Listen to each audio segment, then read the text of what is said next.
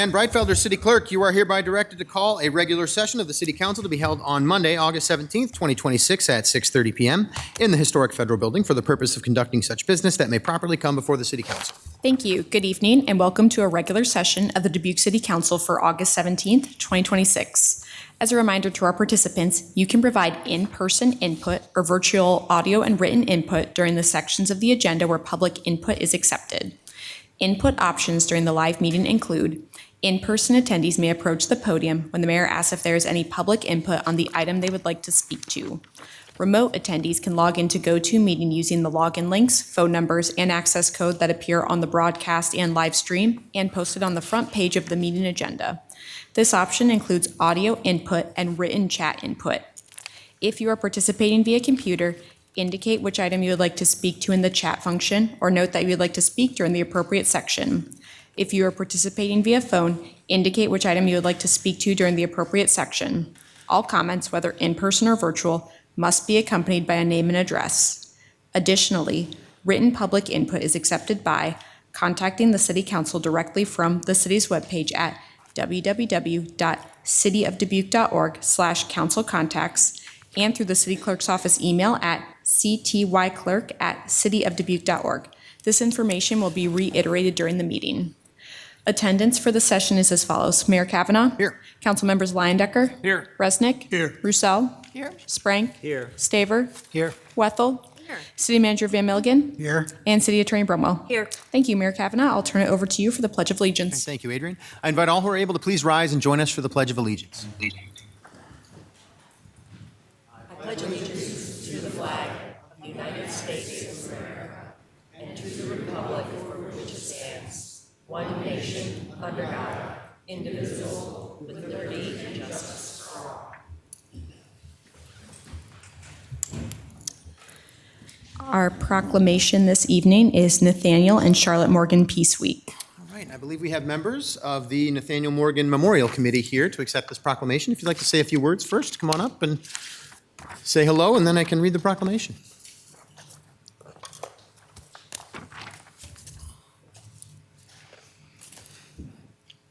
Hello, everyone. My name is Ernestine Moss, and I'm co-chair of the Nathaniel Morgan Memorial Committee, along with Brian Hostoff. Yes, hello, everyone. Thank you so much. We're very excited about where we're at in this process with the memorial, and really grateful to all of you. Thank you, Adrian, for the work you've had in setting this up, and thank you, Mayor, for reading over multiple drafts, and thank you all council members for kind of supporting these efforts. We're generating some momentum. We've been at this since 2018, and we have good momentum going now, and have a wonderful artist who I think is going to help us realize a real beautiful vision. So, Yes. Thank you. Thank you. All right, well, thank you very much for being here to accept this proclamation again this year. You have been doing some great work, and it's great to see so much momentum, so I'm really glad you're here tonight. City of Dubuque Proclamation. Whereas the City of Dubuque and local historians have committed to uncovering the history of all Dubuquers in an effort to tell a more complete story of Dubuque. And whereas Nathaniel and Charlotte Morgan were among the pioneers of Dubuque and contributed to its growth by working hard, purchasing the first platted lot, Lot 1, owning a home, supporting Dubuque's first Protestant church, and persevering in the face of racism as African Americans in a community that practiced slavery. And whereas the lynching of Nathaniel Morgan and the subsequent pardoning of the lynchers undermined the potential for interracial unity and peace. And whereas members of the Nathaniel Morgan Memorial Committee believe that confronting our past injustice leads to learning, teaching, and building an equitable and diverse community. And whereas the members of the NMMC have, after an extensive national search, hired artist James Dinn to complete a large public artwork to honor the lives of Nathaniel and Charlotte Morgan on the grounds of the future Dubuque Museum of Art campus. And whereas Dubuquers increasingly make a concerted effort in the face of ignorance, indifference, and racism to build an equitable and diverse community that honors the faith, aspirations, and perseverance of our earliest Black residents. And whereas the NMMC and other Dubuque residents maintain that in life, Nathaniel and Charlotte Morgan represented the promise of a unified and peaceful interracial community. And whereas the NMMC will celebrate this rekindled promise of unity and peace in a public memorial service on September 6th at 6 p.m. at Mount Carmel. Now, therefore, I, Brad M. Kavanaugh, Mayor of the City of Dubuque, Iowa, on behalf of the City Council, staff, and residents of Dubuque, do hereby proclaim the first week of September as Nathaniel and Charlotte Morgan Peace Week.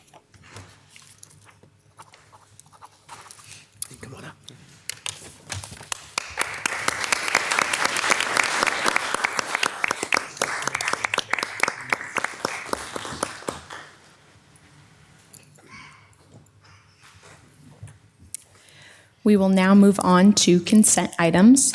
At this time, anyone participating in the meeting in person who would like to discuss one of the consent items, please approach the podium when the mayor asks if there is any in-person input and state your name and address. For all remote attendees, please enter your name and address in the chat function or state your name and address over the phone when the mayor asks if there is any virtual input. If more than one participant would like to speak, then city staff will determine the speaking order of the participants. Please state the item you would like removed from the consent agenda for separate discussion and consideration, and consent items can be found on pages 2 through 5 of the agenda. All right, is there anyone here who would like to remove any of the consent items for separate discussion this evening?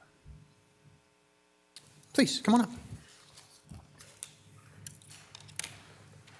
And if you could just name your name, address, and then the item that you'd like to discuss. My name is Austin Bonhoeffer. I live at 119 West 23rd, and I would like to consent number 2. Consent number 2. Okay. All right, thank you. You said Austin, right? Yep. All right, thank you very much, Austin. I'll call you back up here in a moment, okay? Anyone else? All right, back to us then for any other items. Mr. Sprank? Number 5. Number 5. Anyone else? Mr. Mayor, Mr. Resnick? I move to receive and file the documents, adopt the resolutions, and deal with the consent items as recommended, except for number 2 and number 5. Second by Wethel. Got a motion by Resnick and a second by Wethel. Adrian, would you call the roll, please? Sprank. Aye. Staver. Aye. Wethel. Aye. Resnick. Aye. Leindecker. Aye. Kavanaugh. Aye. Roussel. Aye. That motion passes 7-0. Let's take number 2 first. I need a motion, please, to put this on the table. Mr. Mayor, Mr. Sprank? I motion that we discuss item number 2. Okay, there is a suggested disposition. Would you No. care to have that? Receive and file, and I guess refer to the city attorney. Second? I've got a motion by Sprank and a second by Resnick to receive and file and refer to the city attorney. Austin, this is your opportunity to say what you'd like to discuss about this particular item, so you can come on back up to the podium there.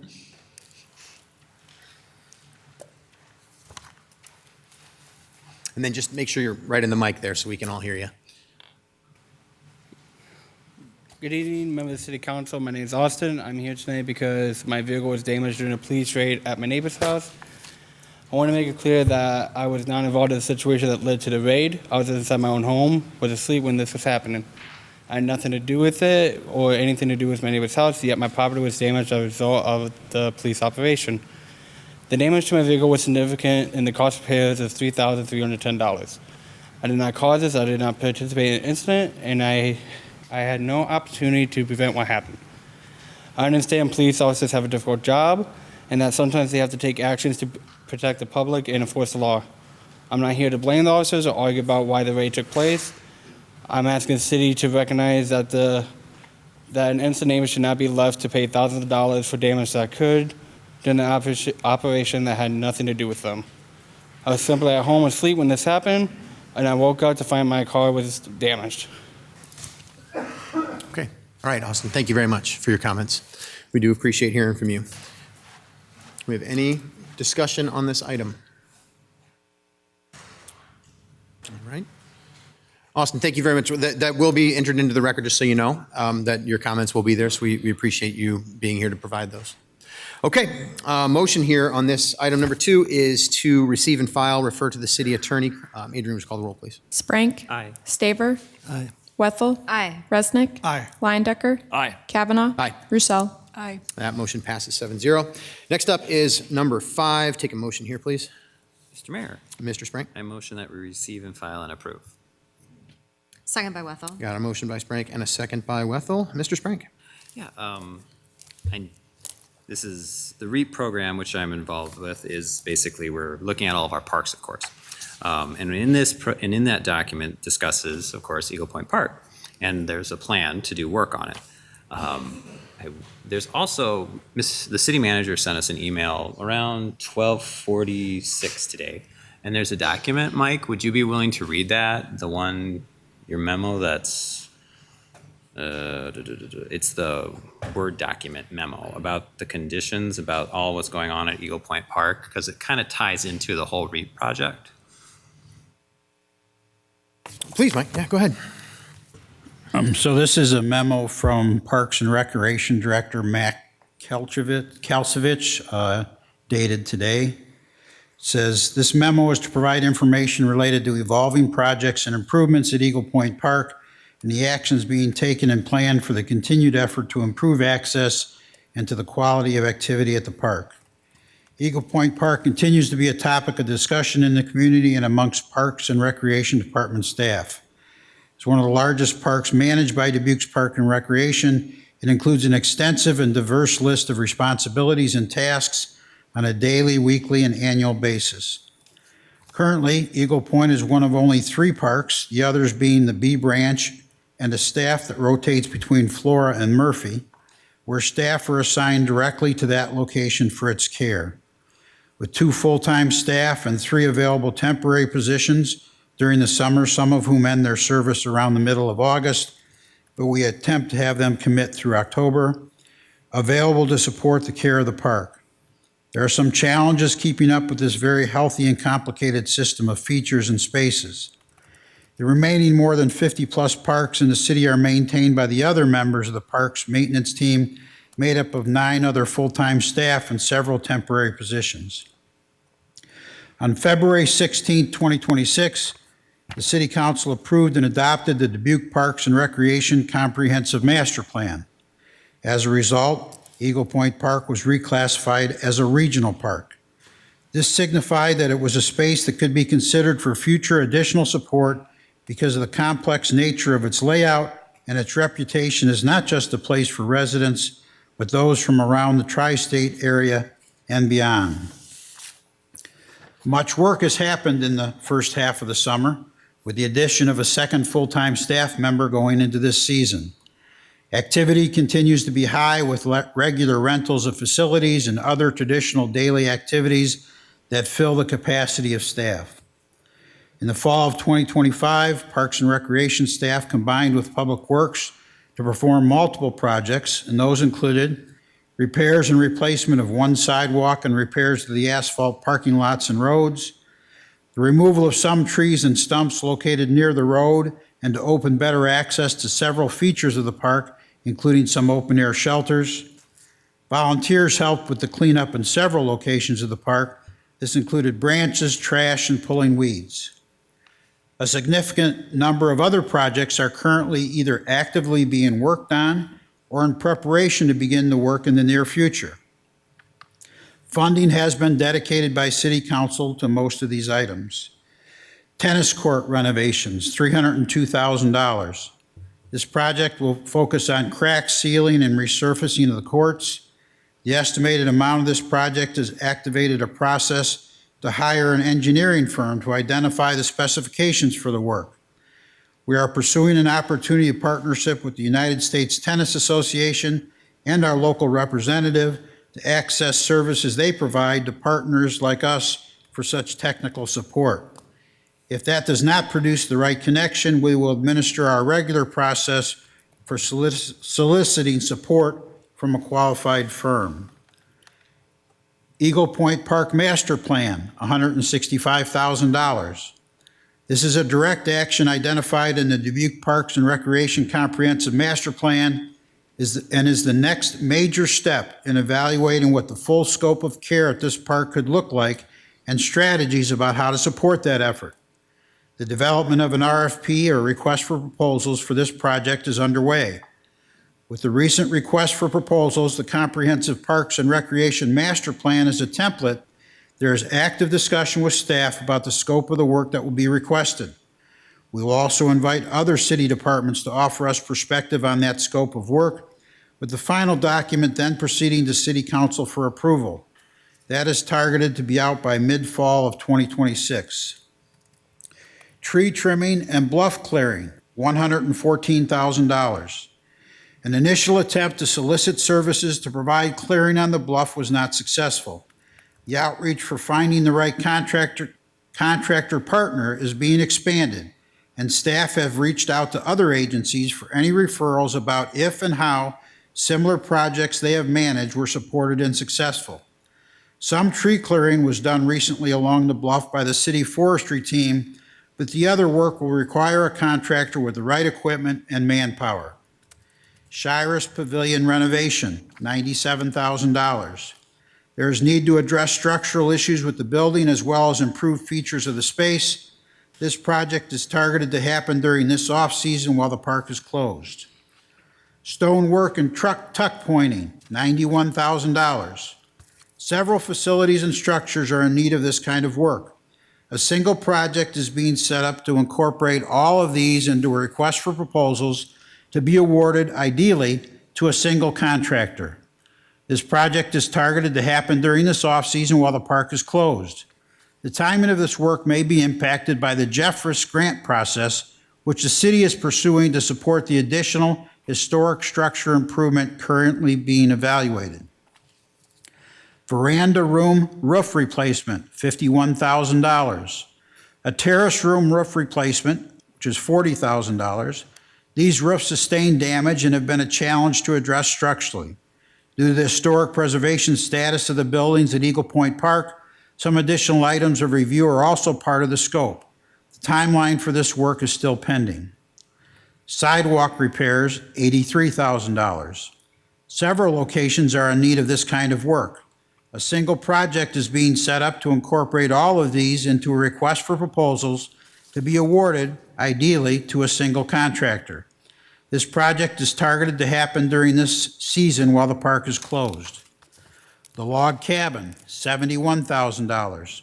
There is need to address some structural issues with the building as well as improve some features of the space. More research is required to fully identify the scope of the work. That effort will be targeted for this off-season while the park is closed. This total list of investments in the park totals over $1 million and includes a tremendous amount of staff time and work behind the scenes to prepare for these projects to happen and ensure they are done properly and with the most benefit to the park. In addition, there are several potential partnership opportunities, efforts to include volunteer groups to expand support for the park. Staff are coordinating with the newly formed Friends of Dubuque Parks for an event on August 29th, as well as multiple other prospective groups that would help make an impact on overall care. In addition to these projects, the Parks Division has started discussions about specific work days at the park in the next few weeks to lend support to the full-time staff to help reset spaces that have surpassed the capabilities of that team. There are also items being added to a list of work to be performed while the park is closed, as well as items to improve and add as part of next season. The staff, along with myself, and this is Matt, who wrote the memo, are excited to move these projects forward and create the right plan for the future. Eagle Point Park is a special place that we support seeing reaching a new level of care while maintaining the high-level support for our total park system. Now, that's the memo. I will add that he mentions the grant process with the Jeffress Foundation. So in June, the mayor and city council approved us applying for a grant from the Jeffress Foundation. And in the memo I just described, that was over $1 million of work that's going to happen at the Eagle Point Park. So in addition to that, there is, let me look for the number in here.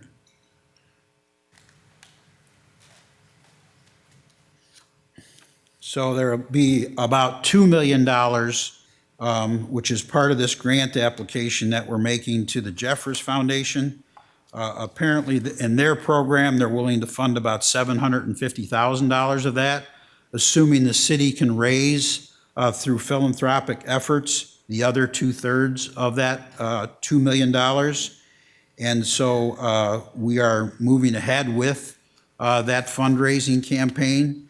And so in addition to the over $1 million that I just described that'll be spent over, mostly over this winter, this would be a project that would happen in 2 years, which is about $2 million. Now, we won't hear from the Jeffress Foundation till the end of this week, whether we received their 1/3 match, but all the indications we've received from them up to this point are very positive. You can only apply to them if they invite you to apply, and they did invite us to apply. So that's a pretty good sign that we probably got a good chance of getting that grant. Okay. Before I come back to you, Mr. Sprank, I just want to make sure that everybody knows what, because Mr. Sprank found a very adept workaround, I think, for something that came up today. So the memo that Mike just read, and then I'm going to ask Krenna for some guidance on here for some public input. But the memo that Mike just read was actually something that I requested from Matt Kalsevich for our goal setting next week. So we have goal setting starting on Monday and Tuesday and then ending on Thursday next week. A lot of you might know that. And that's where we set our priorities for every single year and decide what's going to happen and that kind of thing. That memo was, I actually requested, I believe, on Friday, if I'm not mistaken, or it might have been over the weekend. I'm not sure on that detail, but it's one of those days, Friday, Saturday, or Sunday. And Matt Kalsevich worked on that and was able to get that to the council today and through Mike. So we have that in our possession. It's going to be posted on the goal setting agenda for Monday's goal setting. So I've asked Adrian as our city clerk to do that. So that's the reason that is not part of this particular item, because this particular item doesn't actually specifically have to do with some of the things that Mike was reading in his memo, but it does, REAP funding does have to do with Eagle Point Park. I hope that's clear. It's probably not very clear, but that's what's going on here. It's why you haven't seen the memo that Mike just read. But you did get to hear it, and I do want to make sure that we make it public as soon as possible. So my first question, Adrian, is how fast can we post that on our website to make sure that people have that for the goal setting from Monday night, to be able to see that memo? Yeah, and that can be posted on the city's website tomorrow. The goal setting agendas were going to be published Friday. I think we were still waiting for some materials from the facilitator to confirm that. Mm-hmm. But until that time, we can post that somewhere else on the city's website and then include it when those agendas are ready to be posted. Okay. Yeah, I would appreciate that, and I think everybody would, so we can make sure that everybody has access to that. My next question is, I know a lot of people are here to talk about Eagle Point Park this evening. Would this be an appropriate time to provide some public input on this particular item, Krenna, or are we outside the bounds with the REAP funding situation? Being that it's limited to REAP, I think it would convolute the two when they should be held separate. Okay. All right. Well, then that I think that kind of covers my next question then. So what I'm going to do is we're going to need to continue to move through, and then we'll welcome public input when the public input time does come in a little bit later in the session. It shouldn't take us too long to get there based on what we have on the agenda. Anything else specific to REAP funding? Mr. Spring, do you have anything further? Okay. All right. Then let's keep moving. So we've got a motion here to receive and file and approve. So, Adrian, would you call the roll, please? Sprang. Aye. Staver. Aye. Wethel. Aye. Resnick. Aye. Leindecker. Aye. Kavanaugh. Roussel. Aye. Passes 7-0. We'll move on to items set for public hearing. We have two. First is grant of easement to Holy Family Catholic Schools, Dubuque, Iowa, for September 8th, 2026. And second is setting public hearing for consenting to the renewal of operating line of credit between the Dubuque Racing Association Ltd. And Nicollet National Bank for September 8th, 2026. Mr. Mayor, Mr. Stumpf. I move to receive and file, adopt the resolutions, and set the public hearings for September 8th.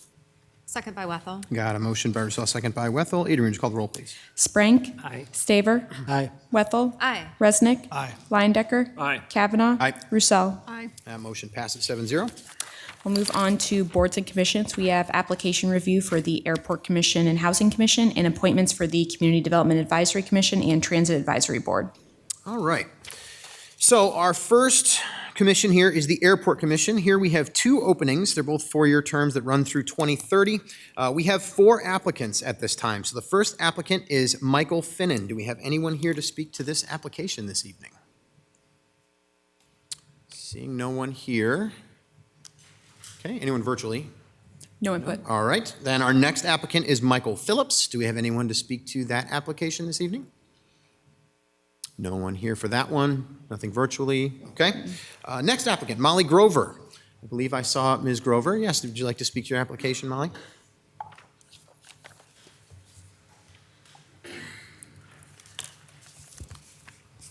Good evening, Mr. Mayor, council members, City Manager Van Milligan, Assistant City Manager Corey Burbach, the Attorney, City Attorney Krenna Brumwell, and of course, the City Clerk, Adrian Breitfelder. Good evening, everyone. It's great to be here. First off, I want to thank you for your consideration of my application to serve on the Airport Commission. Air service has long been a priority of the Dubuque Area Chamber of Commerce in my 20 years here from day one, and I've always had genuine interest on serving on the Airport Commission. I wasn't eligible until 2 years ago when I moved into the city of Dubuque, and that opportunity has arisen, hence the reason for my application. I believe air service is not just an airport priority, it's a regional economic development priority. It strengthens our employers, it strengthens workforce recruitment and retention. It expands tourism opportunities. It encourages economic investment. It grows our population. And air service infrastructure is so important to the future of our community. We know what it looks like when infrastructure has been missed. The interstate system missed us in the 1950s, and we didn't have four-lane connection into our community until the year 2000. Air service is really critical to access to the global marketplace. That's important from an economic standpoint. It's important to everyone from a quality of life standpoint. It's an expected amenity in today's 21st century global economy. We have students and families that depend on getting to our wonderful institutions of higher education. We have people that want to visit extended families. We have employers that don't just do business here, but they do business not just on a national scale, but on a global scale. I believe air service is one of the defining priorities of our economy now, and as we look ahead to the future. It would be a great honor to serve on the Airport Commission, and I thank you for your consideration of my application. Thank you. Thank you, Molly, for your comments. Anyone else to speak to Ms. Grover's application? All right, and the final applicant is Matthew Moore. Do we have anyone to speak to that application, please?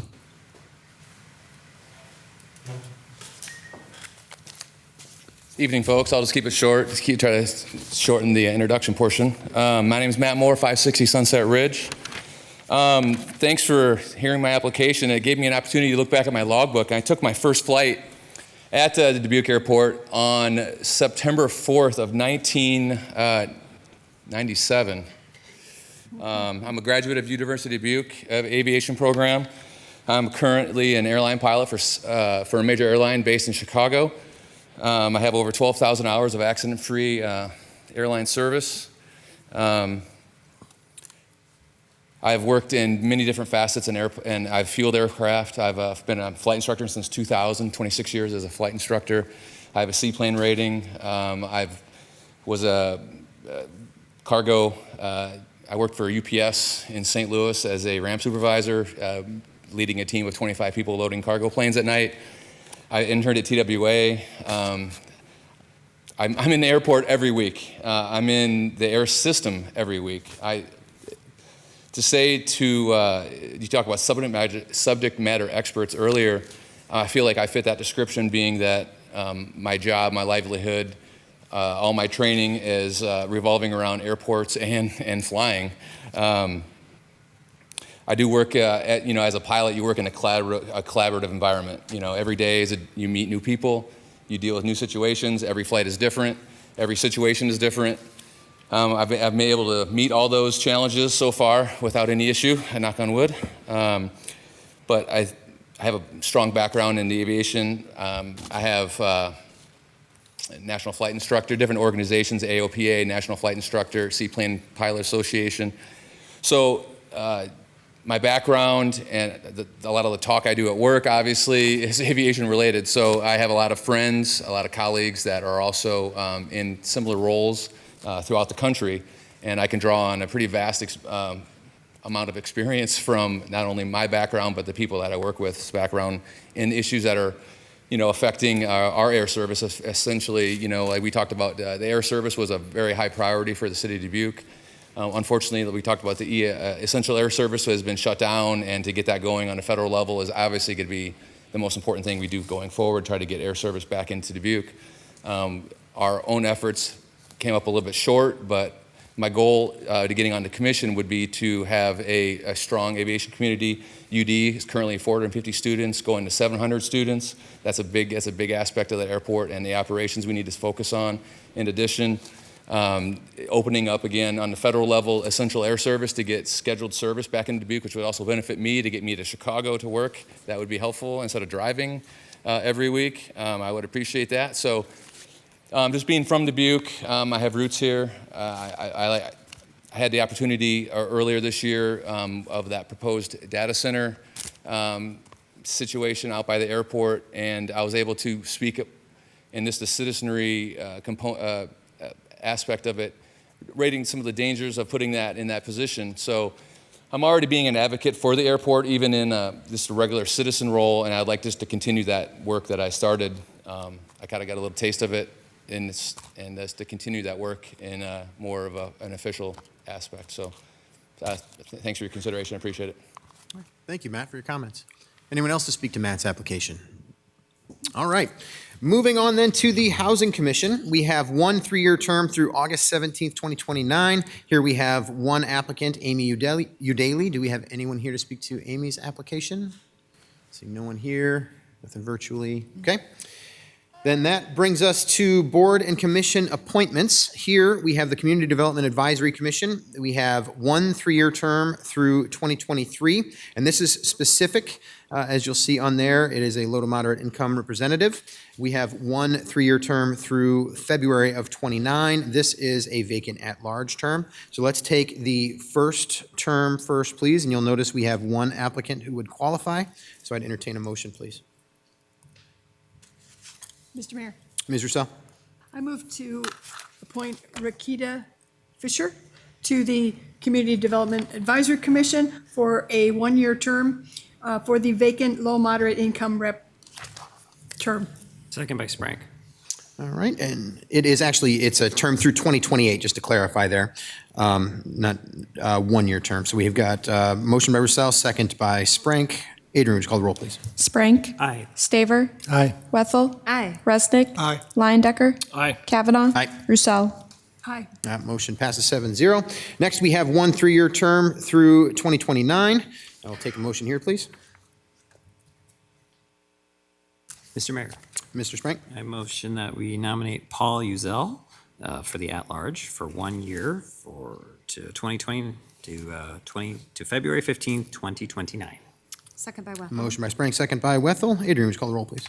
Sprank. Aye. Staver. Aye. Wethel. Aye. Resnick. Aye. Liondecker. Aye. Kavanaugh. Aye. Roussel. Aye. That motion passes 7-0. Transit Advisory Board, we have 3-year terms through July 30th, 2029. In this case, we have 3 applicants, so I would entertain a motion of all 3 applicants at the same time if anyone would care to do that. Otherwise, we can do these one at a time. Mr. Mayor, Ms. Russell? I move to nominate Marilyn Cole, Greg Orwell, and Dora Cerna to a 3-year term through July 30th, 2029 for the Transit Advisory Board. Second. Got a motion by Russell, second by Resnick. Adrian, would you call the roll, please? Sprank. Aye. Staver. Aye. Wethel. Aye. Resnick. Aye. Liondecker. Aye. Kavanaugh. Roussel. Aye. That motion passes 7-0. We will now move on to public hearings. At this time, anyone participating in the meeting in person who would like to discuss one of the public hearing items, please approach the podium when the mayor asks if there is any in-person input for the public hearing you would like to speak to and state your name and address. For all remote attendees, please enter your name and address in the chat function and state your question or state your name and address over the phone when the mayor asks if there is any virtual input for the public hearing you would like to speak to. If more than one participant would like to speak, then city staff will determine the speaking order of the participants. Public hearing number 1 is Wacker Plaza Planned Unit Development Amendment. Mr. Mayor, Ms. Russell? I move to receive and file, and further move that the requirement that a proposed ordinance be considered and voted on for passage at 2 council meetings prior to the meeting at which it is to be finally passed be suspended. Second by Wethel. Motion by Russell, second by Wethel. Wally, please. Yes, good evening, Mayor and City Council members. Hopefully she's going to pull up the presentation on the screens. There it is, okay. The request before you tonight is to amend the Wacker Plaza Planned Unit Development, which has a planned commercial planned unit designation covering it, to update the signage, parking requirements in the conceptual development plan. This is a map of the property. The area or the PUD boundaries are identified with the blue outline. And then we have the black hashed outline areas. The main focus of the amendment with regards to adding of a drive-through and bank ATM location. We do notify all property owners inside the planned unit development and everyone within 200 feet of the property. So that was done based on our Unified Development Code and state law. A little background history. This area prior to 1989 was zoned business, and then 1989 the Wecker Plaza planned unit development was adopted. And in 2005, we had an amendment to the signage area requirements that pertain to freestanding signage. The site is actually comprised of 2 parcels that total approximately 6 acres. And the PUD has nearly halved in size since inception. So a large portion of this PUD used to be where you see now the Collins Community Credit Union, where Shopko used to be located. That's under a separate PUD now. So this area is just focused on the boundaries that you see here shaded in purple. So the existing conceptual development plan reflects the existing property extent. So there are no new buildings being proposed here with the exception of the drive-through. Because the drive-through was not shown on the conceptual development plan. It is an amendment to that plan that had to go through the process, the Zoning Advisory Commission, and now before you here at the City Council level with regards to that. When we looked at the conceptual development plan, it also provides an opportunity to update some of the existing zoning ordinance that's associated with it. And we're looking at for instance, we had a signage amendment to it. That'll be the next slide when we talk about it, but this is in regards to parking. When we look at parking, there's constant changes of a mixed use. It's a multi-tenant business. And when we looked at having the standard parking requirement, we're looking at 1 space per 250 square feet of floor area accessible to the public. That would just equate to 218 spaces being required with the current building layout. However, the site currently provides 287 off-street parking spaces, and that includes the amendment even with the bank and drive-through that's being proposed at the location. However, a developer could propose more parking in the future, but I'm basically saying it is complying with parking and there's more parking that needs to be needed. We're just making it a little bit more clear in the planned unit development. With regards to the signage requirement, we're looking at an opportunity to update that just to incorporate that 2005 amendment. What happened typically in the past was we'd have the original ordinance, then we'd have a separate document that was an amendment. So when we'd have realtors, appraisers, banks would contact us, anyone associated with purchasing or developing, we'd have to pull 2 ordinances out. I like to try to combine that all in one really easy ordinance, and we provide an ordinance history in there. The other thing is with regards to the signage requirements, the proposal is to add the bold text, as you see there, to be a little bit more clear on the total amount of signage allowed on the site. It was very unclear with regards to, it says wall signage is limited to 2 square feet of wall signage per each linear foot of facade frontage, and it's like, what facades, right? So we ran this by the property owner, we had conversation to be very clear what we're talking about, and just helps clear up some of that gray area, make it more black and white in the future on the ordinance. We did not receive any public input with regards to the request. So at that public meeting, Cody Weaver, who's the with Civil Engineering Consultants, spoke on behalf of the property owner.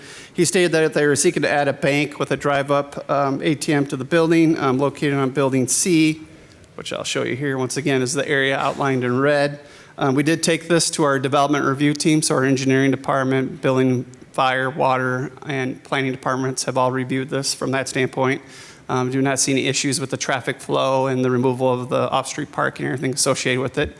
So that preliminary approval, we like to do that for planned unit developments before they come before you, as opposed to getting something approved and find out it doesn't meet our standards with that. So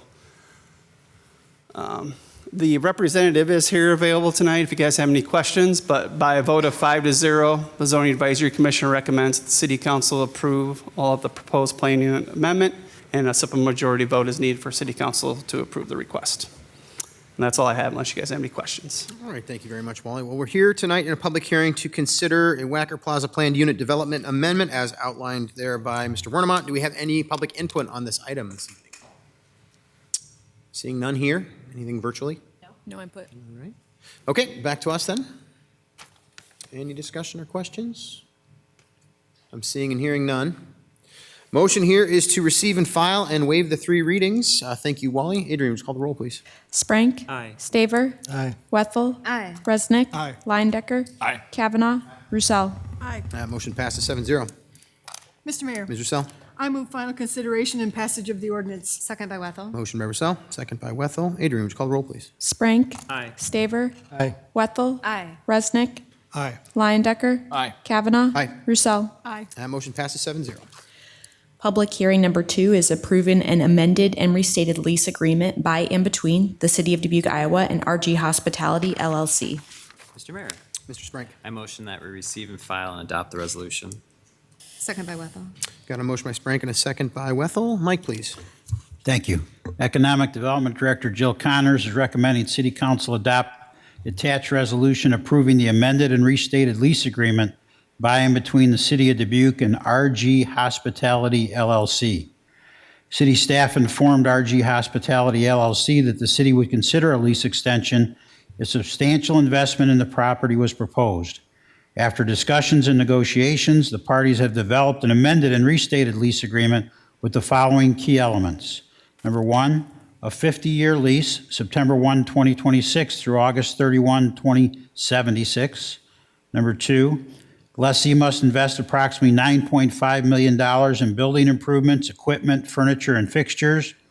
Number three, redevelopment to a Radisson Hotel brand, including meeting their standards, improvements to the outer deck, renovated water park, arcade, the restaurant bar, conference rooms, and 193 rooms and suites. Number four, construction to begin by September 1st, 2026, and substantial completion by September 1st, 2028. Number five, initial base rent for the land, $94,486.12 in the first year with an annual escalator of 3%. Number six, after completion of the 25th month of this lease, and if exclusive parking is elected, an additional $95,136.22 a year is due in addition to the base rent. And number seven, 10 years of tax increment financing rebates provided by the city. I would mention that this RG Hospitality LLC is a subsidiary or associated with, probably a better word, the Riddle Jewelry Store chain, who also has a jewelry store here at Kennedy Mall. And we have met with the Choice Hotel corporate representatives, and that's Radisson Hotel is a Choice Hotel product, and they advise that the Riddles own and operate an award-winning Choice Hotel property in South Dakota. I concur with the recommendation and respectfully request Mayor and City Council approval. All right, thank you, Mike. We're in a public hearing to consider approving an amended and restated lease agreement by and between the City of Dubuque, Iowa and RG Hospitality LLC. Do we have anyone here in chambers to address us on this item? Seeing no one here. Anyone virtually? I have two. The first is David Westergaard is available from RG Hospitality. He says to answer questions, but David, I'll ask if you want to address the council.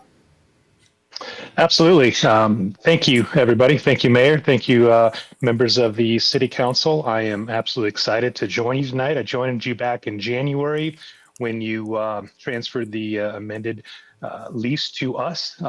We have about 8 months under our belt now and are even more excited to be a part of the Dubuque community. And we are excited that our projects are going to be kicking off here. We are on the cusp of improvements to the water park, remodels to the room, the lobby, adding some really, I think, pretty cool amenities that our guests will really enjoy. And our team has spent a fair amount of time at the property and certainly have visited extensively with guests and gotten some feedback from them of what they would love to see. And we are incorporating a lot of those amenities into the property. So certainly would welcome any questions, comments, concerns that anyone has. All right. Well, thank you very much, David, for your comments. We'll see if there's any other public input. And then if any of us have any questions for you, we'll be sure to direct them your way. Thank you for being here. Thank you, Mayor. All right. Any other public? You said there's one more. Sorry. The second is Jimmy Evans from Choice Hotels. Okay. Go ahead, Jimmy. Good evening, everybody. Good to see some of you again. When I was back there in January, and the gentleman that spoke, I believe it was Dave, not Dave, the development commission gentleman, he and I had met, and he had kind of stole some of my thunder, but I just wanted to jump on real quick. We are thrilled to be in partnership again with the Riddle Group and RG Hospitality there in Dubuque. We've been in business with the Riddle Group for over 20 years. First being a Comfort Inn built in Rapid City, South Dakota, which was the property of the year, I think the second year after opening. They've since sold that property, but the gentleman also alluded to their K-Bar S Lodge, which is a Ascend Collection boutique hotel in Rapid City, South Dakota. That's been a real gem for us. It's consistently a top performer. It's currently under an expansion and renovation, which is going very well, and was awarded the highest honor for the Ascend Collection in 2025, and it won a Platinum Award, which is the best property, both quality-wise and performance-wise. I think we're blessed to be part of it with the Radisson brand. They've been very engaged, meeting their milestones and on track to start their renovation here in September. Can't wait to see how that all turns out. But I just wanted to give everybody a vote of confidence in the Riddle Group to perform, both at delivering a quality product and a well-performing asset to the city of Dubuque and that banner location right there on the pier. Thank you. All right, thank you very much, Jimmy, for your comments. Thank you for being here. Any other public input on this item? Okay, please.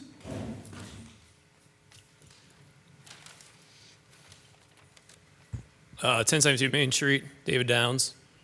I guess the question for the council would be, why a 50-year lease? That just seems it's going to outlive all of us in this room, and then some. That's just my question. Thank you very much for your question. All right. Any others? All right, back then to us for any discussion. Yes, Ms. Rousseau. Number 3 says redevelopment to Radisson Hotel, bringing it up to their standards. Will they have ongoing standards that they need to continue to meet? I know that in past years, our hotel has maybe not been up to the standards we would have liked it to be. Will this help us ensure that we continue to have a quality product? So we have the right to do our own inspections to make sure we believe they're keeping a quality property, but also we know that the Choice Hotels holds them to certain standards also. Economic Development Director Jill Connors, I believe, is here and may have something she wants to add to that. Yeah, good evening. Jill Connors, Economic Development Director, and thanks for that question. We do have in the development agreement a stipulation that they have to have at least annual reviews from the Radisson brand and to stay to their standards. So that that review, that audit will happen by the brand in order for them to keep that brand name. Good. Sure. Thank you. Other comments, questions? I can speak to that. This is Jimmy Evans from Choice Hotels. Yeah, Jimmy. Yeah, we have rigorous standards that are not only in electronic form, but one-on-one site visits with our operational support twice a year, and we're watching and keeping them on pace for a quality product. All right, thank you, Jimmy. Yeah, just wanted to. Mr. Mayor, Mike, City Manager Jill, can you address the lease term that was questioned? So if you wouldn't mind, if we could ask Mr. Westergaard to address that from the RG Hospitality? Yeah, be great. Because this was their request, was a 50-year lease. I will point out that the original hotel had a 45-year lease. And at that time, the developer's position was to get a return on their substantial investment. But anyway, I'll let Mr. Westergaard address that. I think the biggest thing of why we were driving for a 50-year lease term is, we have some resources certainly to put into the hotel from our own account, but we are borrowing a fair sum from a bank out of Nebraska. And when a property is on a ground lease, what we have seen with most banks, they get a little bit nervous about that process if it's not a extended period of time. So that 50-year term was really at the request of our financial institution, just to make sure that they have that lease in place to make sure that their collateral is secure for an extended period of time, even past the loan expiration. Thank you, David. Anything else? Yep. Mr. Lyndon? Thank you. All right. Yeah, and I think this is a good time to point out that one of the reasons that we're even talking about a lease is that we don't sell the general standard for the city council for years now, and we've generally kept this, is we don't sell riverfront property. We lease it. It belongs to the people of Dubuque, and we want to keep it that way, but then also make sure that as we do so, there is a return coming back on that. So the last few years, we've talked about the riverfront leases that were there for various industries that are there, making sure that the city of Dubuque is getting paid better for those. But then also, in this particular case, the question of this hotel is a unique one. We've talked about the length of the lease in multiple different conversations in this room and just in public in general. And there's a lot of numbers that are thrown around for the length of a lease. And I think, honestly, a 50-year lease in this particular case, I think, is a good deal for both parties. I think that we heard from Mr. Westergaard as to the reason why. And I think that for the city of Dubuque, it's actually potentially less than some other leases in some other cities in a similar type of property. So I think we're in a pretty good situation. And I will say that this entire process in working with RG Hospitality so far has been very, very good. They've been very upfront with us. They've worked with us very clearly.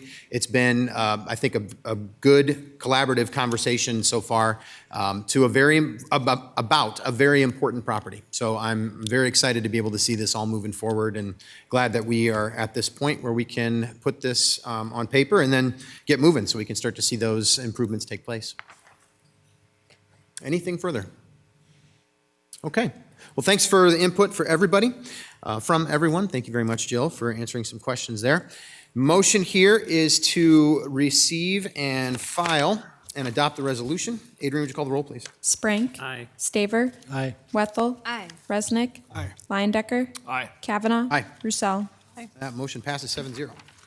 Public hearing number 3 is petition to vacate Lot 25B of Block 11, Dubuque Downtown Plaza in the city of Dubuque, Iowa for vacating petition, Northeast Iowa Community College Building Entrance Improvements Project.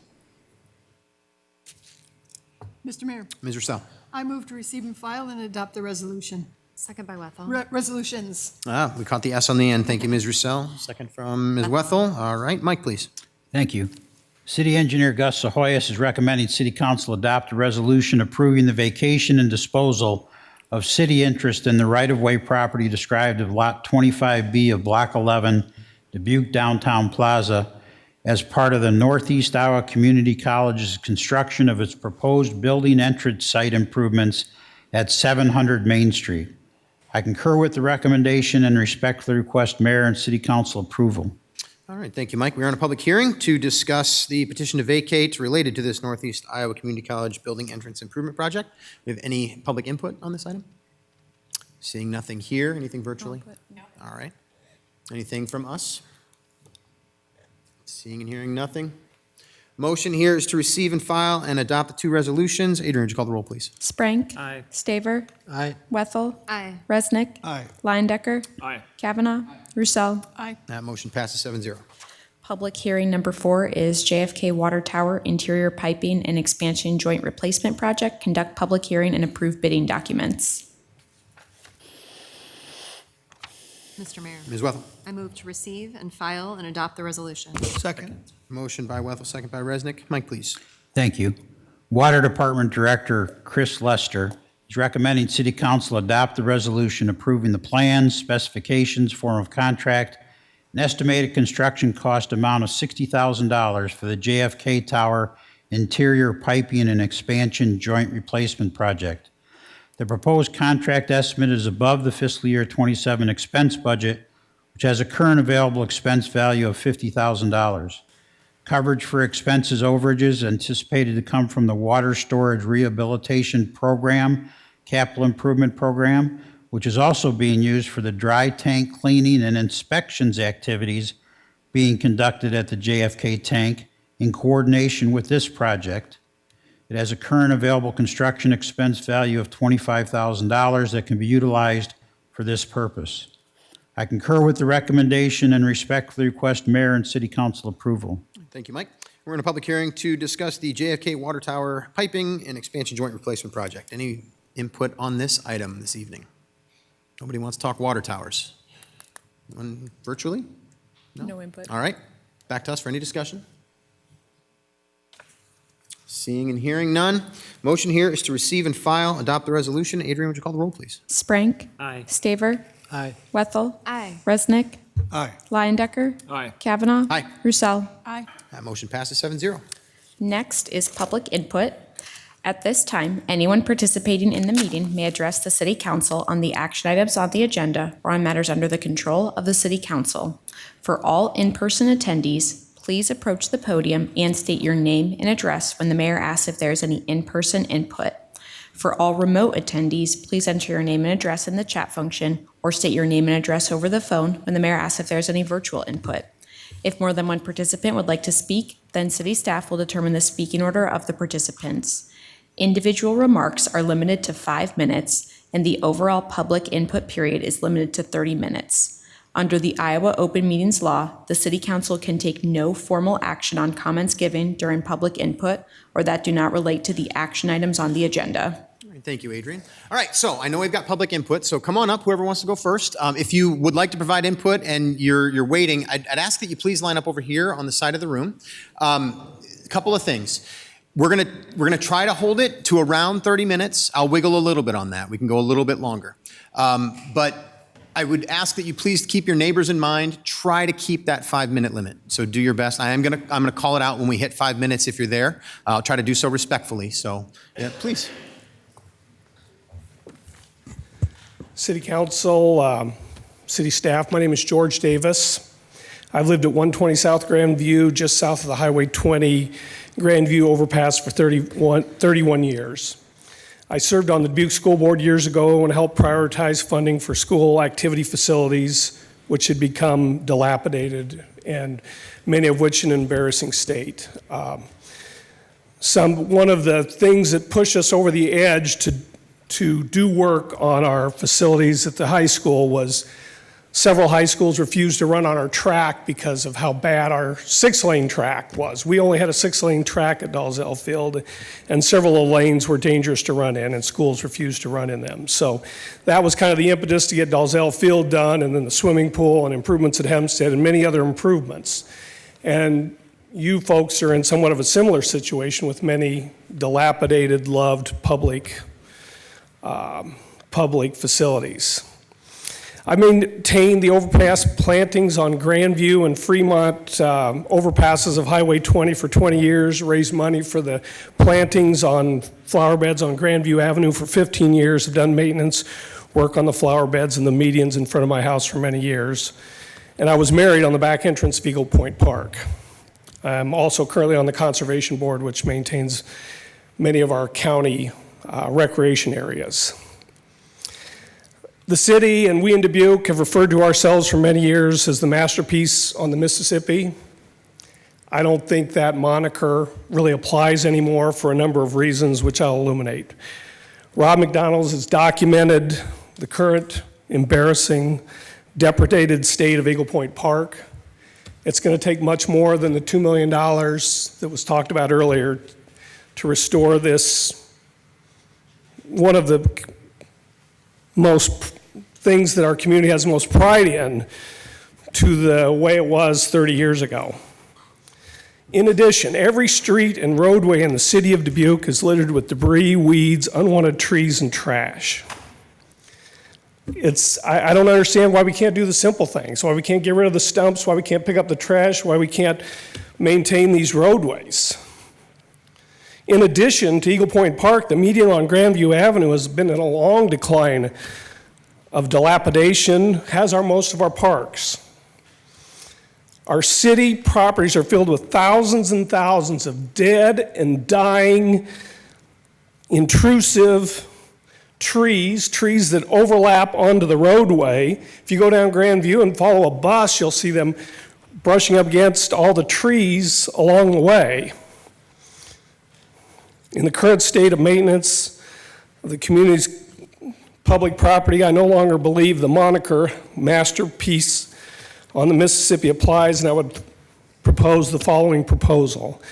I would propose the city discontinue the use of the phrase masterpiece on the Mississippi until our public parks, roadways, and other city-owned areas are brought back to their former level of maintenance, repair, and glory. I would say cover the signs, remove the moniker from our webpage and our letterhead, and discontinue its use. This could be a unifying and rallying point for our community as we seek to restore the status of masterpiece on the Mississippi to our community. Further, it would provide incentive for people, individuals, and businesses to bring their properties to a higher level of care. I therefore ask the City Council to put a moratorium, if you will, on the use of masterpiece on the Mississippi until such time as we can rightfully and justifiably claim the status. If any of you would like to take a tour through the city of Dubuque and look at some of these dilapidated and uncared for areas, I would be personally willing to do that. And I've offered that to many of you in the past. Just reach out to me and I'll be happy to drive you around. I know it becomes, in the movie Field of Dreams, they said, it's money they have, it's peace they lack. Well, we have the money in the city of Dubuque. It's the will to do these repairs that is lacking. And now that some of these things have gotten so bad, just like the track at Dalzell Field, perhaps you can find the courage to move forward on improving many of these areas. I'd like to thank the city employees for what they do and thank the council for your service. And please reach out to me. I'd be glad to take you on a tour and show you what I see. Thank you. George, for your comments. Just for reference, that was exactly 5 minutes, just so people know. My name is Carl Stiglitz. I live at 533 Lowell Street, Dubuque, Iowa, 52001. Mr. Mayor, City Council, and City Manager, I come tonight in support of community efforts to see Eagle Point Park return to its former glory. Eagle Point Park has been allowed to sink into a rather sad state of disrepair. This is a crying shame. Back in the day when our family moved to Dubuque in 1994, the park was beautiful and renowned across the entire United States of America as one of the best municipal parks in the entire country. It was a wonderful place to visit. It has served our community well, and many a graduation, birthday, and other celebration party has been held there, including one of our own daughters. Please return our park to its original beauty and make the maintenance and upkeep of the facility a priority once again. It just seems that the city's focus has moved from maintaining and sustaining what we have to forever seeking something new, and resources have shifted to providing for a different demographic rather than sustaining regular service to the majority of our taxpaying community. Thank you for your consideration. Thank you, Carl, for the comments. Carl, sorry. My name is William Meyer. I live at 1856 Romberg. I'm going to reiterate the same fact that I think Eagle Point Park should be a budget priority. And what I have with me is one of the more recent copies of the 365 Inc. magazine. I'm sure you all, if you haven't seen it, they're at local businesses around town. They promote things that are going on in Dubuque. And we've just had a lot of interesting things happening with the Field of Dreams, Ragbri and stuff. And this is something from Travel Dubuque Incorporated, which is traveldubuque.com, is filled with pages of great events, but these are the places and experiences that are always here to be discovered. They defined our community and should be at the top of every visitor's to-do list. Obviously, the Field of Dreams and the National Mississippi Rivers Museum and Aquarium. Right there is Eagle Point Park in there. And I'll leave this here for a copy if everyone would like to see it. I definitely think Eagle Point Park should be made a budget priority, and I thank you for the efforts that you're doing. and I just think that more needs to be done. Thank you. Thank you, William, for comments. Could you set that actually on the desk right there so Corey can take it? Thank you so much. Appreciate that. Good evening, everyone. My name is Greg Farber. My address is 22616 Starview Drive. When I was a child, my parents took my sisters and I to Eagle Point Park to see the view and the beauty of it. That was the early 80s. Today, it's nothing like that.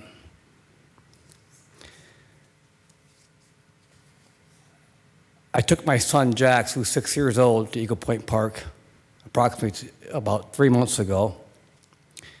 And my son said to me, after about 15 minutes being there, "Dad, can we leave? There's no kids here to play with."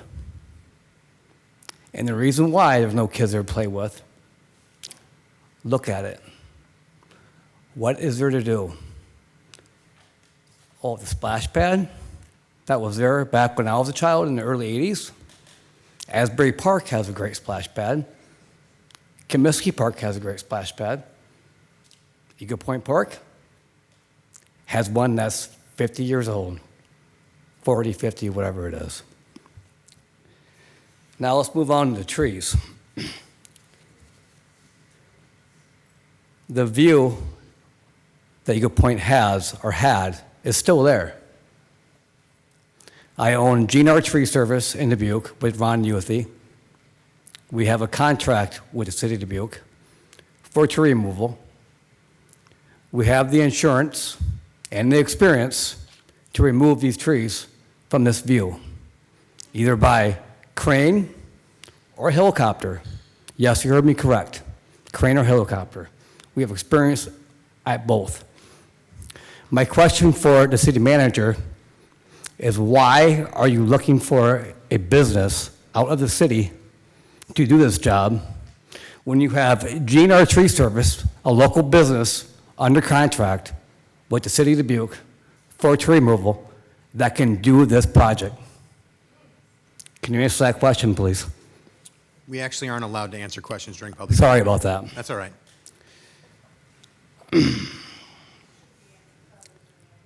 I'm going to end this with this statement. When I purchased 22616 Starview Drive, my dad said to me, "Greg, there are only so much property up and down the river that has a view like you have, and you have it now.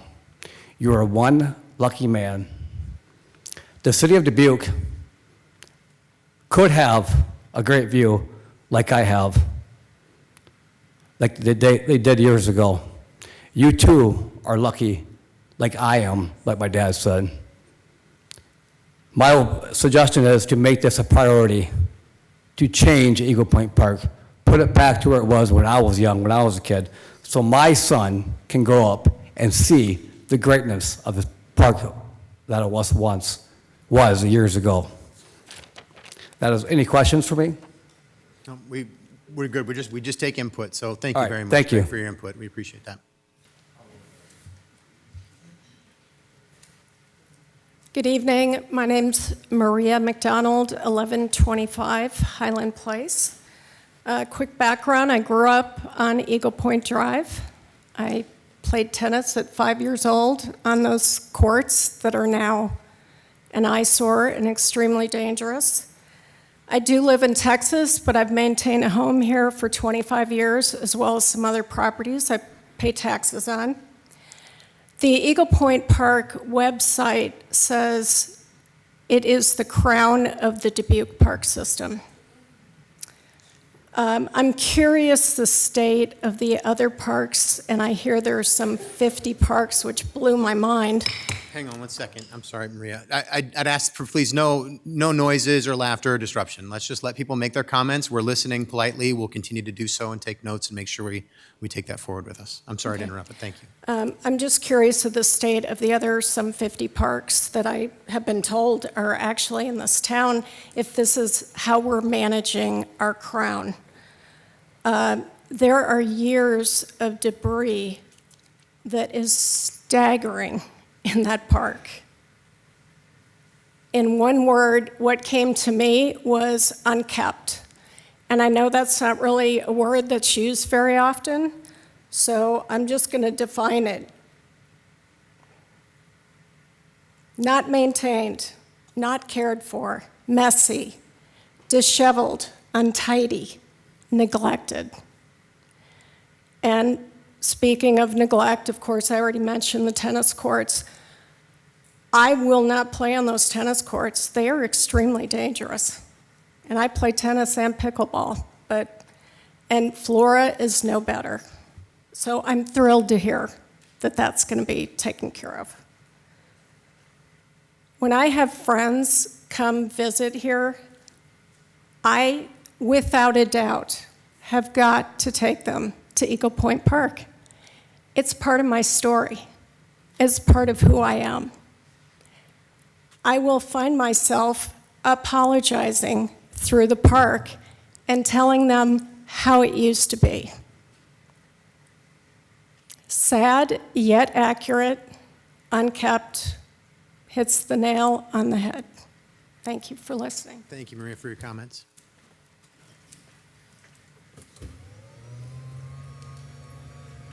For the tall person in the room. Hello, I'm Nino Urba. I live on 180 West 15th Street, apartment 306. And before I start my inquiry, I just have one very simple question. Will the real Rob McDonald please stand up? Nino, please don't refer to other people in the room. Thank you. I did not think so. So my inquiry. I happened to stumble upon the TH this morning, and there's a story about how the EPA and the city of Dubuque is collaborating together to clean up the brownfield sites in Dubuque, and I'm very encouraged about that, but my inquiry is that this stuff takes time. It's going to take years to clean up these sites because that's just the nature of the work and the nature of how fast the federal government runs, and I feel that as part of how we can collaborate as fully as a city, that the city of Dubuque should participate in sessions that we just did with the data center, that we can take input from the community to figure out what to do with these brown sites, because as much as I know that the city has a tendency to jump to development and business and all that sort of stuff, some of that land might be too toxic, even after the cleanup, to put new business on there, and it's going to be a struggle to figure out how clean those areas are going to be. So I recommend that you look into things like solar fields or tree orchards or anything that can provide a benefit to the city that doesn't actively put people at risk because of how toxic these sites are. So I just think that it's a pretty good observation to look at how toxic these sites are and figure out what the best path forward is. Thank you. Thank you, Nino, for your comments.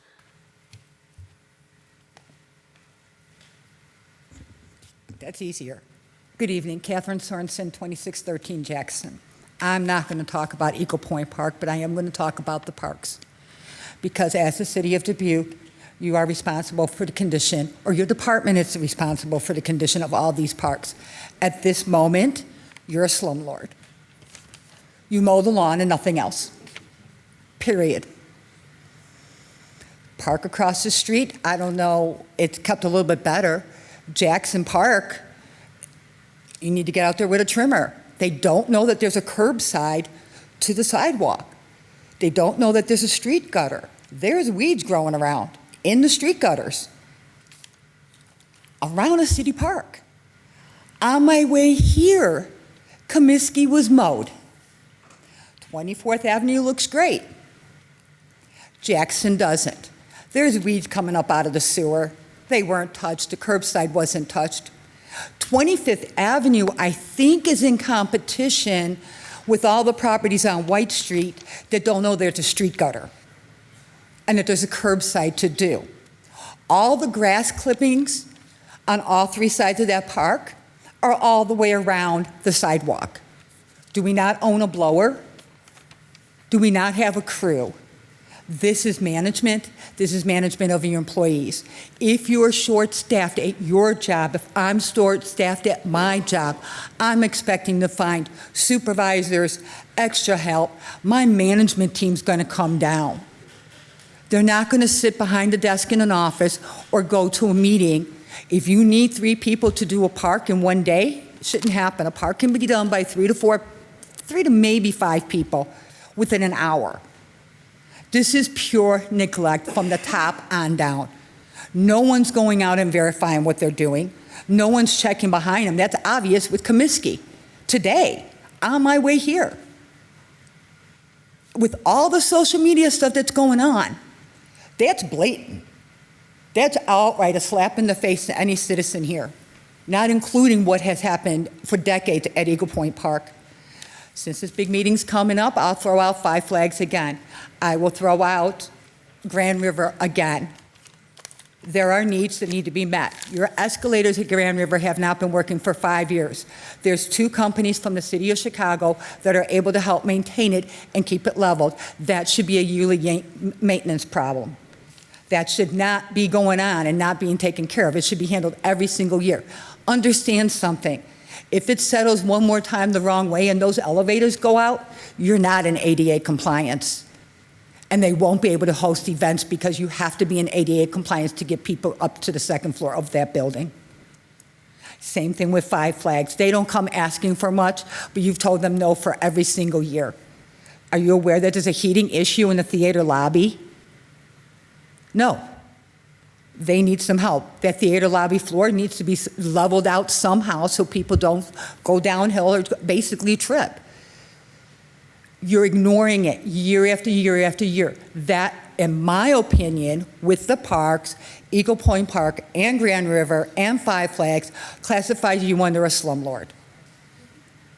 I know it doesn't sound right, but there's no other way to put it because that's what they do. They ignore the problems until somebody comes to them and says, hey, we have a problem.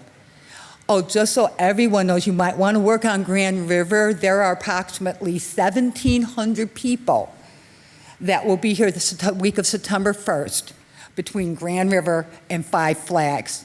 If you really want to put on a good show, that's when you want to do it. Thank you. Thank you, Catherine, for your comments.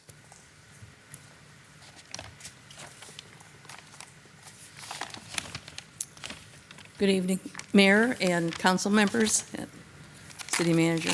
My name's Karen Rakuzik. I live at 14248 Augusta Court, so I'm part of Dubuque County. I'm here just to talk a little bit about Eagle Point Park and that I consider, and I guess I'd term it as mission critical.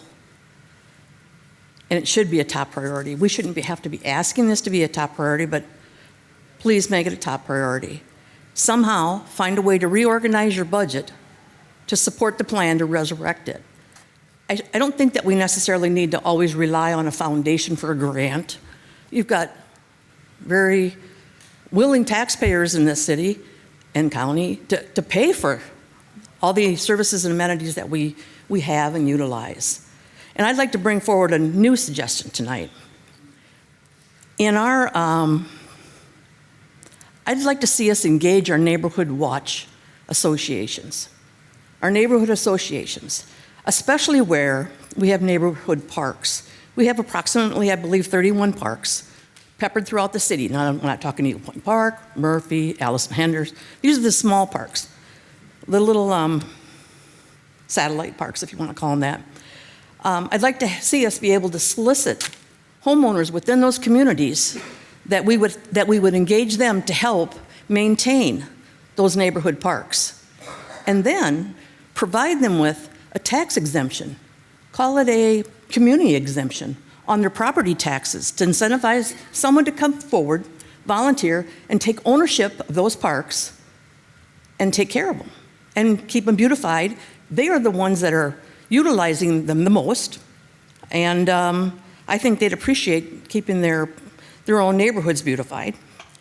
They'd be a dedicated point of contact for any major concerns that park would have, so you'd have firsthand feedback. And also, I think, lastly, I'd like to add, is that to free up resources, that you have dedicated, and I believe I heard you have 9 full-time employees set aside to handle these neighborhood parks. Now, I'm not sure quite how that works, but 9. You could free up those resources and reallocate them to Eagle Point Park. That's what I would do if I managed the park. That's what I would do. And then also there's part-timers. And we could have part-timers do that as well. But like I said, create some sort of a tax exemption for these employees or people that would not an employee, they wouldn't draw benefits, they wouldn't have any of those extra perks, but they would take interest in their own communities, maybe even more so. So in closing, I guess I'd like to say, please don't be critical of our input. We feel that everyone in this room, you may be critical of because we come forward, maybe not. But I feel that there's been criticism made because we are speaking up. And we might be just mere feeble citizens that, who are simply concerned over a very deteriorating city park, Eagle Point Park. I too am very proud of that park. 52 years ago, I had my first date with my husband there, and we're still married. So it's very dear to my heart. And I think it's our duty, and it's our responsibility to really care for and take the best care of God's gift to us, because we have it here. You look up and down this river, and you don't see that. And we have it, and we're letting it go to waste. And also, I think, lastly, I said lastly once, but I'll say it one more time, we need to honor the hundreds of unemployed men that came forward in the mid-30s on the WPA program. If maybe some of you have grandfathers that worked that, and that they put their sweat and blood and sometimes their lives into creating that park, building those buildings, creating those shelters, forming that park to what it is today. And we have let it go to waste. And so we're all here to hear, and we're very eager to hear your response. And I know you can't respond tonight, but we certainly look forward to next week when you finalize your budget or make your first pass at it. Thank you very much. Appreciate your time. All right, Karen, thank you for your comments. All right, if we could try to finish up by 5:10 after. You can look at the clock in the back there, if we could, for whoever's left. I'd appreciate it. Thank you. Members of the council and city staff, my name is Phil Levos. I live at 980 South Grandview. I'm not a Dubuquer. I came here 5 years ago when I met my wife in college in Nebraska. I've been around the Midwest, lived in a couple different cities, different states, made Dubuque my home. I have the privilege of being George Davis's son-in-law. I've helped him on a number of these improvement projects on the green space of South Grandview over the years. In my day job, I manage a team that's responsible for around $270 million annual budget, so we're just a little bit larger than the City of Dubuque revenue budget, but I like to think that when it comes to great responsibility, right, you have great opportunities. I know it's a catchy saying from a movie and a TV series, but it's true. You have the power to do great things in your seats, and what a number of these citizens have come to talk about is what we want to see. There's a saying too that you become what you tolerate, right? It's not what you promise. It's not what you say at a ribbon cutting. It's not what you potentially put in a budget sometimes, but it's what you repeatedly allow. So it's a very uncomfortable question. But what are we becoming? When you see things like what have been mentioned in the state of Eagle Point Park and some of our green spaces in Dubuque, that sets a precedent of a culture. What do you want your neighbors? I mean, I love where I live on South Grandview. I love that my neighbors take care of their yards. I'm very proud of what my house looks like. But it is discouraging when you look in the middle of the street and see what that looks like. It's discouraging when you go to your parks and see what they look like. does that set a tone for how citizens and homeowners and landlords throughout Dubuque, landlord myself, treat their properties as well? And so ask yourself, when you think about the course that you want to set, think about what you're tolerating things that we really shouldn't be tolerating as a city. So that's what I wanted to say. Thanks. Thank you. And was it Billy? I'm sorry. It's Phil. Phil, Phil thank you, Evas. Yep. Phil. Thank you for your comments.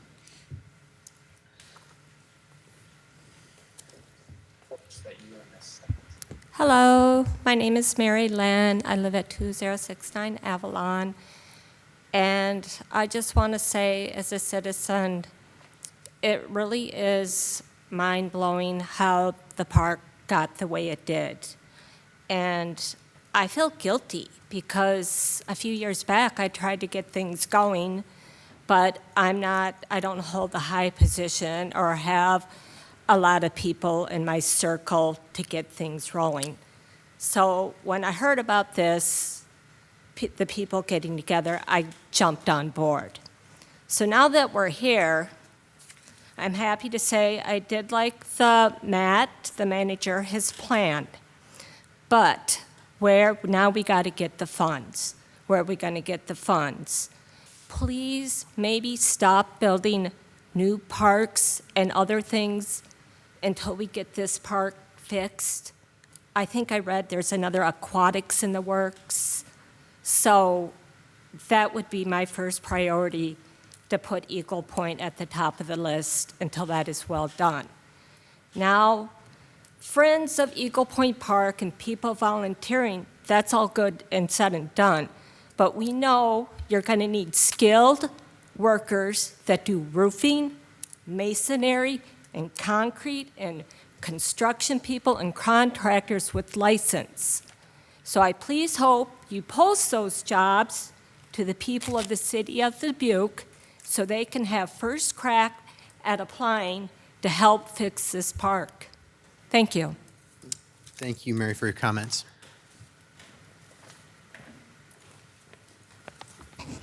Good evening, Council, Mayor, Mike. Mike Hoskins, 3052 Westmore, Dubuque, Iowa. I'm going to be short. I'm going to say it real simple. You all saw Rob McDonald's videos. It's an embarrassment what we have allowed this park to become, and it's on all of you. You guys are the ones that set the priorities. I hear what Mike talked about in the millions of dollars that are currently allocated. Is it going to happen, or is it rhetoric? Because I really don't know. So I hear a lot of rhetoric that comes out of boards and out of councils. I just retired from the school district. I took my classes because we don't have a gym. I had Mike's grandson in my classes.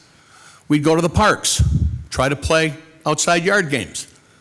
Springtime, Eagle Point Park, disrepair, unusable. A.Y. McDonald Park, grass up to my calf. I called the Parks Department twice to get it cut. Once they cut it, you could bale hay on it. Gay Park, the same situation. What you people are doing is non-action. It's unacceptable, and it needs to fix. That's why elections happen and new people are elected if you can't get your jobs done. Thank you very much. Appreciate the time. Thank you, Mike, for your comments.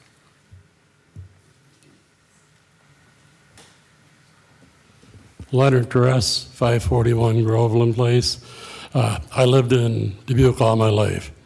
I go back to 1966 when I used to ride my bike up to Eagle Point Park, go to the kids' pond, the band shelter, looking over the river, all over that park, just riding through, us young kids did back then. And now we're talking, I believe I heard, we're going to take a parking lot and we're going to make it a pocket park, but keep 6 parking places there. So we'll be building a bigger multi-story parking ramp. I think leave that parking lot space there for people to park. And the money that was going to be spent on that, let's take that to Eagle Point Park. Thank you for your time. Thank you, Leonard, for your comments. All right, I think we can take two more. I see two more lined up, so come on over. Good evening. My name's Jeff Small. I live at 13924 Surrey Lane. Born and raised in Dubuque. Left in the mid-'80s for almost 40 years, moved back in 2020. Visited Eagle Point Park 2 times. And I guess after the second time, it was just disappointing. It's been a while since I've driven through it. I do like the newfound attention to the park. And all I really want to say is, number one, I appreciate you all listening to everybody tonight. I'm sure it gets tiring. It's hard to do, but I think the bell's been rung where you understand there's a lot of attention now to the condition of the park.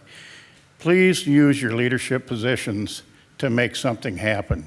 You all have a leadership position, so you take those positions because you do want to make some action, take some action to make things better. So I think every one of you wants to make things better in Dubuque. Please put some focus on Eagle Point Park. Thank you. Thank you, Jeff, for your comments.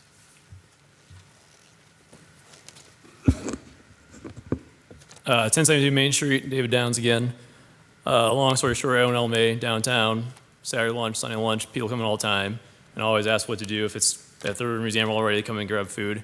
And here's my little spiel I always say. 2 doors down, go to the bookstore, check out, even if you don't read, see what's on the shelves, just cool, see what's going on. Society, it's fun. 4th Street elevator, check out La Venta, go to the Irish store, I'm Irish. Again, it's just a lot of fun. La Venta's great coffee, Daniel and Natalie. Eagle Point Park is something I always say to people all the time. I haven't been there in a long time myself, so I went there on Saturday. And it definitely needs work, so I'd like to see it a budgeted priority for the next budget. But there's definitely some stuff there that looks fun there, but there's definitely a lot of that missing stuff, the splash pads, some stuff. But I think it's definitely something everyone's aware of and we can do together to get it better. So make it a priority in the budget. And then my biggest complaint right now at Eagle Point Park is actually when you walk in or when you drive in the front, the park information spot right there, it just, too much grass. Like your initial look should be your best look forward. And that right there is just the first thing is right there. I don't need to walk around and show you the picture. I'm sure you can go to Eagle Point Park yourself and look at it, but I took a picture and just like, I can't believe that that's the first initial thing. Some of the play structures look great. The buildings are rough. The view's not there. But I think everyone here wants to fix it together and hopefully can make that happen in 2027 budget. Make it a top priority. Thank you. All right, thank you, Evan, for your comments. Well, thank you, everybody, for your comments. We do appreciate it. And thank you for taking the time to be here, taking the time to do this in the civil fashion that you did. It's definitely appreciated, so we appreciate you being here. If you are planning to leave, we just ask that you do so quietly and then head straight downstairs. Don't hang out there right outside the door because we can hear everything that's said. If you want to stick around, feel free. We've got some more work to do, so we can definitely do that. So thank you for being here. And Mr. Mayor, I will just note for the record that Jill Panko, 2620 Marquette Place, did submit written input on Eagle Point Park that's been provided to the council. Thank you, Adrian. All right, we can move on to action items, please.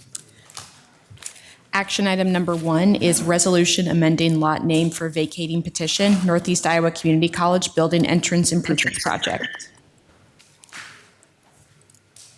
Mr. Mayor, Ms. Roussel. I move to even file and adopt the resolution. Second by Wethel. Got a motion by Roussel and a second by Wethel. Mike, please. Thank you. City Engineer Gus Zahoyas is recommending City Council adopt the resolution correcting the lot name and previously approved resolutions. Hang on, Mike, 1 second. Hey, everyone, if I could have silence in the room, please, while we continue business, I'd appreciate it. Thank you very much. Please, Mike. For the plat and for the vacation of the disposal sale of a portion of Main Street and West 7th Street right-of-way in the city. I concur with the recommendation and respect for the request, Mayor and City Council approval. Thank you, Mike. Any discussion? Seeing and hearing none. All right, motion here is to receive and file and adopt the resolution. Adrian, would you call the roll, please? Sprank. Aye. Staver. Aye. Wethel. Aye. Resnick. Aye. Leyendecker. Aye. Kavanaugh. Aye. Roussel. Aye. Passes 7-0. Action item number 2 is approving a development agreement by and between the City of Dubuque, Iowa and Thunder Valley LLC. Mr. Mayor. Mr. Sprank. I motion that we receive and file and adopt the resolutions. Second. Got a motion by Sprank and a second by Roussel. We've got a little noise in the hallway, but people are filing through the stairs. Mike, go ahead, please. Thank you. Economic Development Director Jill Connors is recommending City Council to adopt the attached resolution approving a development agreement by and between the City of Dubuque and Thunder Valley LLC, providing for the use of Urban Revitalization District tax abatement. The key elements of the development agreement include the following. Developer will make a capital investment of approximately $12 million to develop the property. Developer must create 72 residential rental units. Developer must construct public sanitary improvements on the property as defined in the agreement. Developer will receive 10 years of tax abatement on 73% of the increased value above the current assessed value of the property. City will prepare an urban revitalization area plan for City Council review at a public hearing following the execution of the development agreement. The city to develop, construct, and maintain at city's expense a temporary solution for sanitary sewer access to allow tenants to occupy the multi-residential buildings upon the issuance of the certificate of occupancy. The temporary solution shall continue until the sanitary sewer design and construction obligations of the developer are allowed by permit from the Iowa Department of Natural Resources. I concur with the recommendation and respectfully request Mayor and City Council approval. Thank you, Mike. Discussion. Mr. Mayor. Mr. Ed. I guess I have a question about the process of what we just talked about, or you just talked about. And a question that I got from citizen I'm going to ask you tonight is the quality of prior developments by developers, is that part of what's considered as part of this process? Meaning, so we have developers create a project, and we check them out as far as, they're qualified contractors, and do we ever check up on what they have actually produced and then said, this is absolutely maintains the quality of what we were expecting? I guess that's my question. Go ahead. Thank you. Jill Connors, Economic Development Director. We do have a process in our department, and it's called the Good Neighbor Inquiry. It's a process that we put together a number of years ago because a concern like that had come up of who are we providing incentives to? Are they on the naughty list, let's say, with our housing department or something? And so we submit a ticket, I'll call it, that gets spread out to maybe 10 or 12 departments, stating, here's the name and address of the proposed applicant for the incentives, to find out if they're in any sort of violation of other requirements from other departments. And then we look at that, and if there aren't any issues, then we proceed. So there is an after-action report in a way, in a conversational way, with after the project is completed. Not after it's complete. Before we would enter into an agreement, we make sure that they're not in violation with any of the other departments. So for instance, if there were a landlord that weren't in good standing with some of their other properties, because we have them list all of the properties that they own in town. So if there were an issue, say with the housing department, that would be brought to our attention before we entered into agreement. All right, thank you for that information. Gives me a little information, more than I had, so thank you. Thank you, Mr. Mayor. Mm-hmm. Ms. Roussel. Thank you. This question, I think, is either for you, Mike, or for Jill. The topic of housing incentives has come up at this table several times in the past few months, and this particular type of incentive has clearly been on the table, and this developer has taken advantage of it. But looking forward, are we going to be, or can we be revisiting this right away at goal setting in light of the state legislative changes and all the changes that have happened? We've had a lot of apartments being built what are the occupancy rates, and is this the right kind of housing that we want to have incentives on going forward? I don't know, Mike, if you have any thoughts on the future Sure, for yeah, this? sure. I'd like to give you some of my thoughts on that.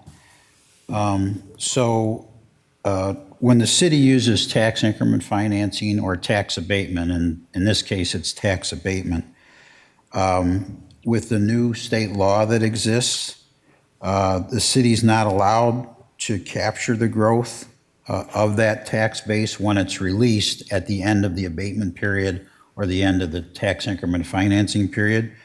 The city has a hard cap of 2% revenue growth in property taxes, and there are exceptions to that cap. One of the exceptions is new growth. So for instance, if an apartment building like this, $12 million, was built and there was no abatement and no tax increment financing, the city would be able to capture that additional growth to hold down property taxes for, or provide resources for the city to provide services. Once it's put into an abatement district or a tax increment financing district, when that period of time expires, the state won't allow it to be counted as new growth. So it can't go to provide additional resources to provide services. I would say in the last 3 years, since the city council has offered greater incentives to create housing, we have projects either completed, initiated, or proposed to create about 2,400 housing units in the community. Now, that was spurred on by a study that was done by the Greater Dubuque Development Corporation that said we needed additional housing units if we wanted to see population growth. And of course, to have a workforce, you need population growth. Now, even with the growth that's happened over the last 3 years, a recent study completed for the Greater Dubuque Development Corporation says there's still a need for over 1,000 more housing units.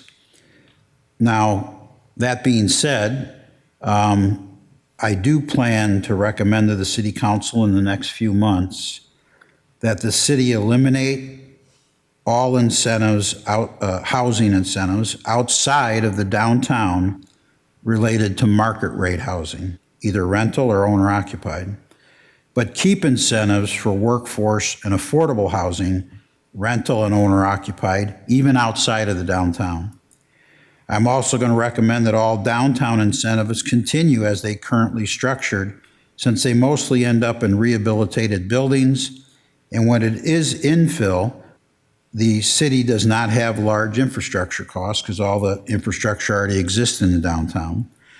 The greater downtown density also supports getting downtown commercial storefronts filled and utilizes the excess in certain areas of downtown parking capacity. So there's certain areas where we don't have enough parking, but there's certain areas where we have an overabundance of parking.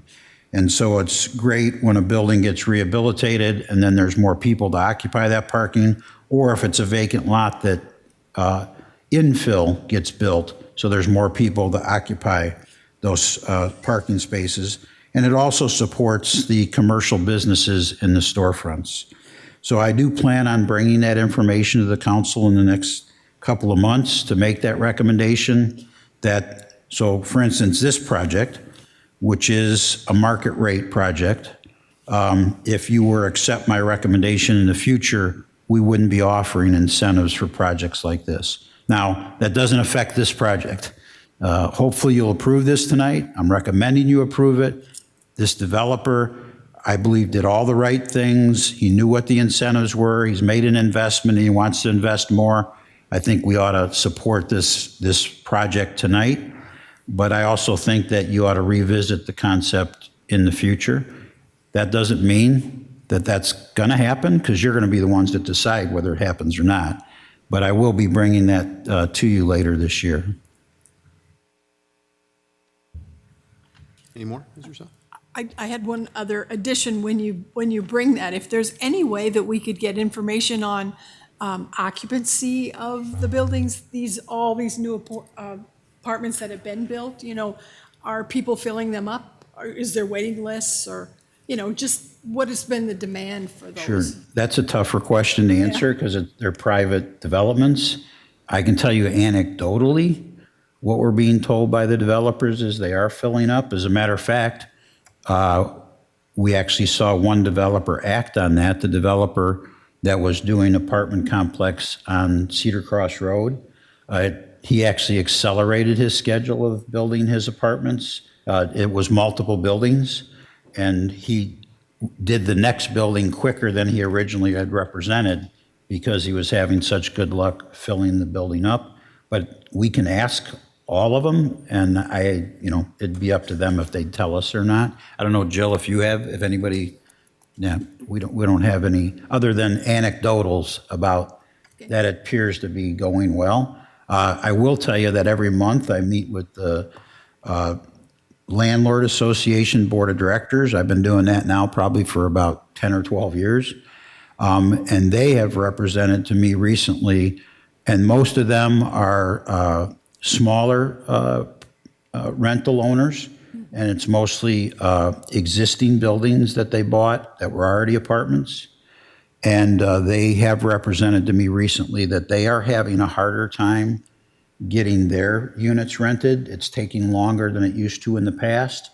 Now, I don't remember any of them telling me they can't rent them, but I do know they have told me that it's taking longer for them to get tenants in some of their older buildings that they own in the downtown, and not necessarily just in the downtown, but like up on the bluffs and some of the older properties. That's helpful. Thank you. Mr. Leinecker. Thanks, Mr. Mayor. I understand we've done a couple studies here, and I know initially it showed that we're 1,100 housing units short, which makes, helps in making these decisions and creating these programs.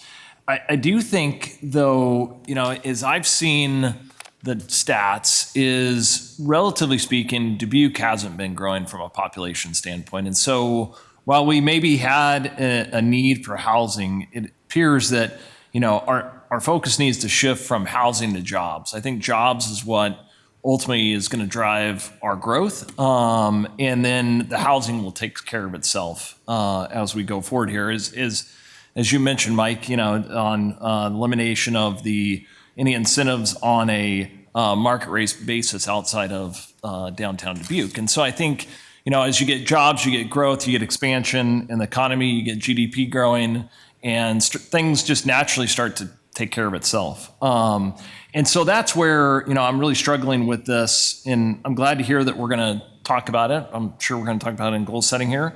But I'm really struggling with just the continued growth in this area and where we're headed with this one. It just seems, and I'm not picking on the developer by any means. I think we need to look at the program overall. I think it's about time, and so I'm happy to hear that.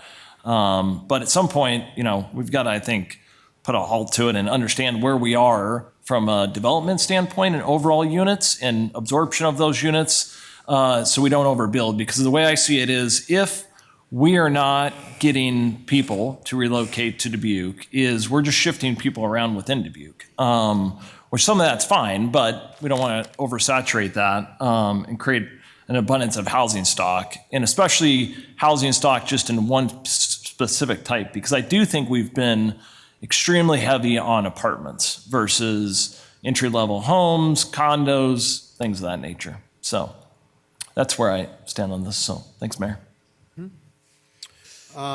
Before I come back to you, Mr. Resnick, anybody else first, and then I'll make sure I come back. Ms. Wethel.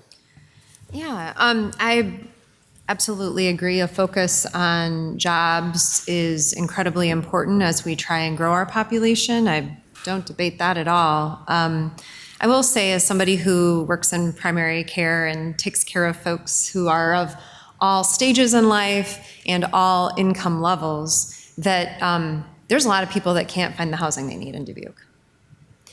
And it's not a number that we, I think, have outgrown yet, to have more units, and I don't debate a re-examination of how we deliver these options. I think it is important that we have affordable housing that is owner occupied as far as single family homes. I think that's crucial for us. I would say specifically, just to dial in maybe a specific group of people I hope to capture here in Dubuque, would be people who are graduating from our institutions of higher learning, and they get out and they can't afford an apartment because there's not enough or there's not quality housing. And so although that's getting better, I will share that that's something I have heard, is that we don't have, even if somebody could find a job here, maybe they end up living with their parents. Maybe they end up leaving Dubuque and finding a job elsewhere.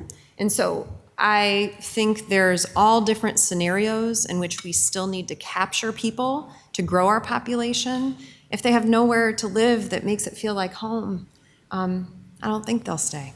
So just my 2 cents. Thanks. Mr. Saber. Yeah, I would say, I think during budget, I asked for that information to get some sort of, account from the people that we've already given these incentives to see what their occupancy is like, how fast they're filling up. For sure, the ones on Cedar Cross Road aren't our market rate and are, expensive. A lot of what we've built is, these large complexes. I feel like my job on city council to decide which of these projects should get the incentives. I think we've really went heavy on one side, and for me to, I think, support a future multiple unit apartment, it would be downtown in the areas that need infill, that are challenging, and that would be, really on the cusp of not happening without it. I don't think this is that scenario here. I don't think I need to wait, for a couple months to decide that on my own. I think I've seen what's been going on, and as Mike said, I own units. I know it's way, way, way down. Other landlords have told me the same thing. So, I think we're going to end up potentially in a bad spot with way too many apartment complexes and not enough potential homes for people to move into. So I think I'm leaning away from this one. So it's my 2 cents. Mr. Staver? Anyone else? Mr. Resnick, back to you. All right, well, thank you. It's kind of the chicken or the egg, employment or housing and amenities, so we can argue back and forth about which comes first, but the idea they are linked, I think we can agree to that. And the other thing that's important to me, as Mr. Staver talked about, is he'd like to say, as the council, we should have weigh in on this. Well, I have to tell you, we have weighed in this. In fact, these are council-mandated development criteria that other councils have decided on. Now, if we want to decide on something else, so when our team meets with developers, council told them this is what we'll do. All right, so the developer agreed to that. I think we need to follow through with what we said the city council asked our staff to do, at least until we change it. So because, absolutely, we change things if we need to change things. And it seems that we're getting to that point where we would like to talk about it, maybe decide on a different type of thing that we need to offer our developers. But as of now, our staff has worked hard to bring us what we asked for as a council. And so I have my own ideas about how we might change things as well. But as far that's maybe a couple months or a couple weeks or a couple days away from what we can talk about. Right now, we have a developer who has done everything that the city council has asked them to do. I think we just need to say, well, this is what we said. We're good for our word, and then we can take the next step as we go and continue to be good to our word. Thank you, Mr. Mayor. Thank you. So the one thing that I will absolutely agree with in what we're hearing here is that we really need to gather some new data. It's getting uncomfortable to make these decisions because things are getting too anecdotal. We're starting to hear like, well, you know, there's some apartments we're hearing some apartments are hard to lease up. We think that we're hearing that there's too many apartments. We think that we're hearing that there's not enough.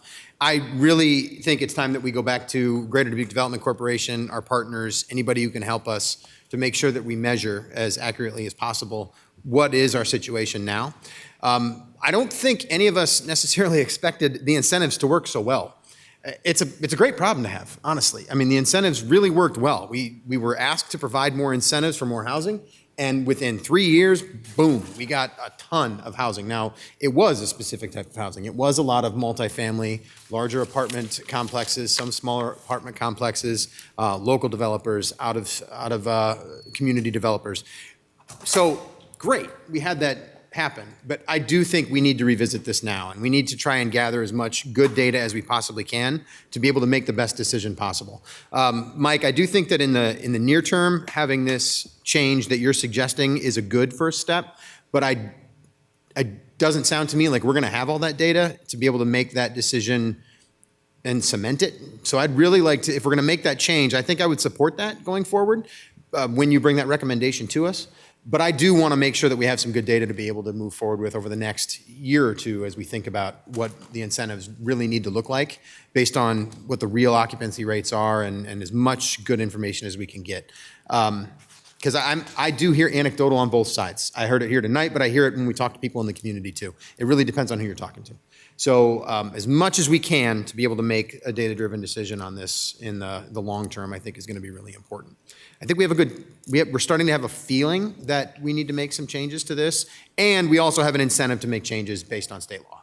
So the state law is a big deal. The change that we're going to have coming in January, we need to make sure that we are setting ourselves up successfully for that. So, but as far as tonight goes, I have to agree with those of my colleagues that I've heard tonight that we have this incentive in place. The developer came forward.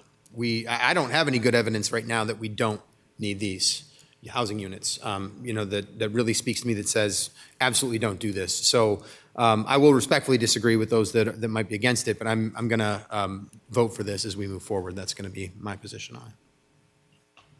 Anything further before we call for the vote? Okay. Well, the motion here before us is to, thank you very much, Jill, is to receive and file and adopt this resolution. Adrian, will you call the roll, please? Sprank. Aye. Staver. Nay. Wethel. Aye. Resnick. Aye. Leindecker. Nay. Kavanaugh. Aye. Roussel. Aye. That motion passes 5-2. Action item number 3 is North American Trainer Association Formation Flight Training at Dubuque Regional Airport video. Mr. Mayor, Mr. Resnick. I would receive and file and view the video. Second by Leindecker. Motion by Resnick, second by Leindecker. Cool. Let's watch a video, please, Eric.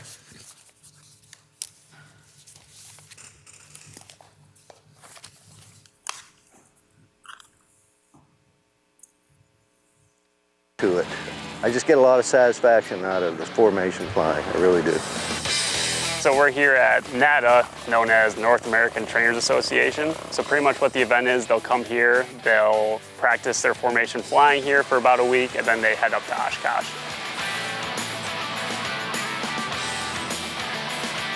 This is an annual event, and one of its primary missions is to train new guys or guys requesting training or requal. But the other important one is getting ready to fly a big mass formation.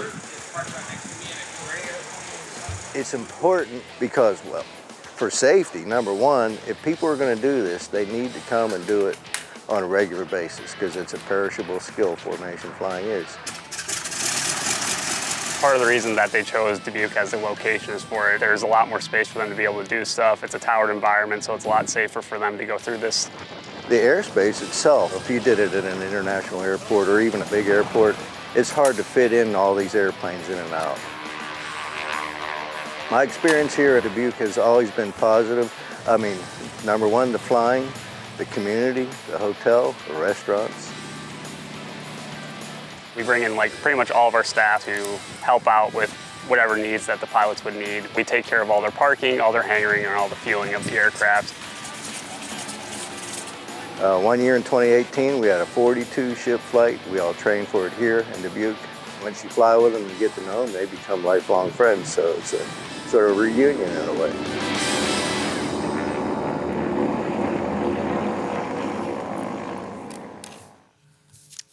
But it's such a cool event every single year.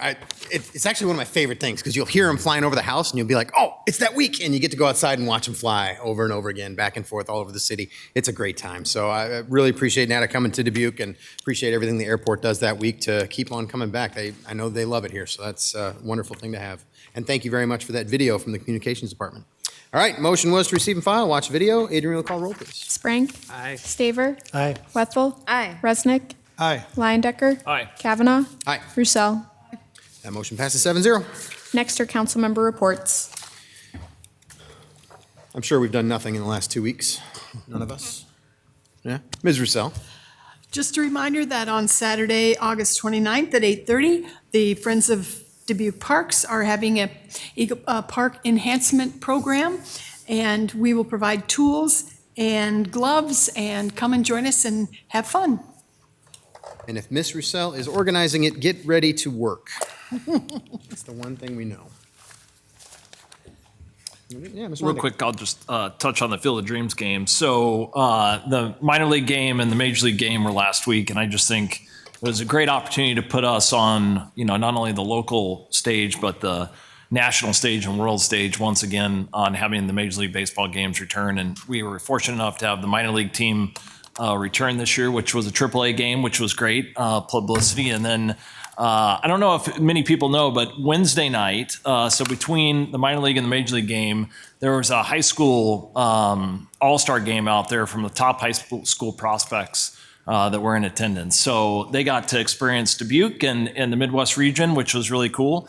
I don't know exactly what all states they're from, but I think they were from all over the entire country. So just a great opportunity to highlight Dubuque County, and us as a region. And obviously they announced the game for next year, so it kind of continues to build momentum, and it's very exciting. I think the important part is it's really an opportunity for us to have a postcard, a billboard out there, like I said, as wide as worldwide. But I think the youth tournament component that they continue to do out there is really the key component here in youth education and getting those youngsters out for the tournaments and for all that experience. And so I think that all of it just continues to build momentum, and it's very exciting for all of us at Dubuque to be able to be a part of it. So, Thanks, Mr. Lyon-Decker. Yeah, Mr. Sprang. Thank you. So look at my calendar. So since the last time we met, I have volunteered for the National Night Out, which happened at Allison Henderson. It was really nice to see all those kids come together, enjoy that evening. Of course, the police department kind of sponsors that, so they get to know the police department. There was a helicopter that took off and landed, which really excited a lot of the kids. Later that week, Crescent Community Health Center had their 20th anniversary celebration. And then also that Friday, our Mayor Pro Tem gave a lovely welcoming to folks on Art on the River. So if you want to see some new art, that's down by the Mississippi Riverwalk. It's gorgeous. I like the turtles one, so I'll let you go find that one. And then the next day, I volunteered at the Dubuque Fest, which is always fun, just talking about folks from coming into town, looking at all the art, as well as a food giveaway. So that's all I have. Thanks. Thank you. Mr. Resnick? Well, I tell you what, I figure you're going. I had two things down written as Mayor Pro Tem, but no, there was more than two, so I had to keep writing. You're a busy man, and Apparently, I leave a lot because you're constantly. Well, no, you leave a couple times, but you leave quite awake when you're not here. So anyway, I was Dubuque Fest. I got to choose as it said the mayor's choice. I didn't even call you on this. I just made it. So I hope you don't mind that. That was my full expectation, just so you know. Yes, okay. Well, anyway, there were so many wonderful things. First of all, Dubuque Fest was well attended. It was well done as far as set up, and it had so many great volunteers. And yeah, I just loved to be there. And the weather was, when I was there, is good. I'm not taking credit for that, but I tell you what, it was wonderful to be down there. And the art on the river, there's some really interesting, my wife and I just meandered down there and saw so many things when it wasn't raining. And it really is beautiful this year. And I was also able to represent the mayor and the citizens of Dubuque for the EPA Brownfields welcome. And again, it was in the paper, so if you get the paper, you know what I'm talking about. But it's really something important to make sure that the underneath of any kind of economic development, everything from the ground down is in good shape for these businesses. And the brownfields help us out with this. The other thing I wanted to talk about is I'm on the board of Four Mounds, and they have had an unbelievably successful year. And their mission is such a high mission for helping people help themselves. And they're doing some fantastic things, a lot of planning, growing, making a difference in folks' world. So I wanted to mention those things. I did so many things that just filled my heart these last couple of weeks. And so it was a good couple of weeks. Thank you, Mr. Mayor. Well, thank you very much. And just so you know, when you are acting mayor, you do take credit for the weather. Oh, okay. So just make sure that you do that from this point forward. Let me just say for a moment, I appreciate you stepping forward so much. I actually have been traveling a little bit more this year than in past years, both for mayor reasons and personal reasons. So I do appreciate you stepping in at all those times because you're actually leaving the role of mayor pro tem coming up soon because we rotate it at the desk. So we will have a new mayor pro tem. I'll just let that be a surprise when the time comes. So it's on a list that just rotates automatically. So that's the way it goes. Ms. Wethel, but thank you. Yeah. So I had the opportunity to meet with the NAACP Housing Commission to discuss needs as it relates to those who are unhoused in our community. Also attended the Crescent anniversary event, which was so celebratory. And as somebody who had the opportunity to work at Crescent in the early days, it's incredibly rewarding to see where they are and where they are going. So hats off to all of them. I also had the chance to go out to Field of Dreams last week, and I have to say, if you believe in divine intervention, the day of the MLB game, that was there because the weather was not looking good. The folks who work at Travel Dubuque coordinated with MLB. I just have to say hats off. We had, I don't even know how many volunteers from the community, the county, the region come out. Everyone was so friendly and really did a great job of representing Dubuque. At one point, I heard a woman walk through the corn and say, "Can you smell the corn?"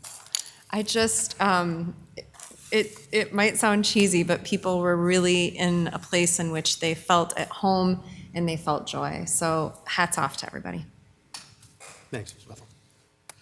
All right, well, the only thing I'll mention are, first of all, welcome to all the college students who are in town. I know it's that time of year, everybody's coming in, so welcome to you. We look forward to welcoming you in person when we get the chance to see you at Farmers Market and Night Market and all the different places we're all going to hang out together, so we're glad you're here.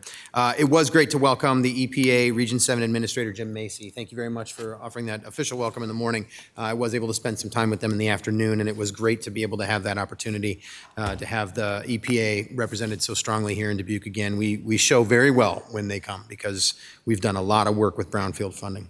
And finally, you mentioned cheesy in the Field of Dreams. I literally cried during the national anthem. That place is just so special. And even watching it on Netflix, you just get that feeling. And I'm so glad for the work that we've all done as a region to make that game such a success and make that place such a success. We have a closed session, so that'll be our last thing of the night here. I'll take a motion, please.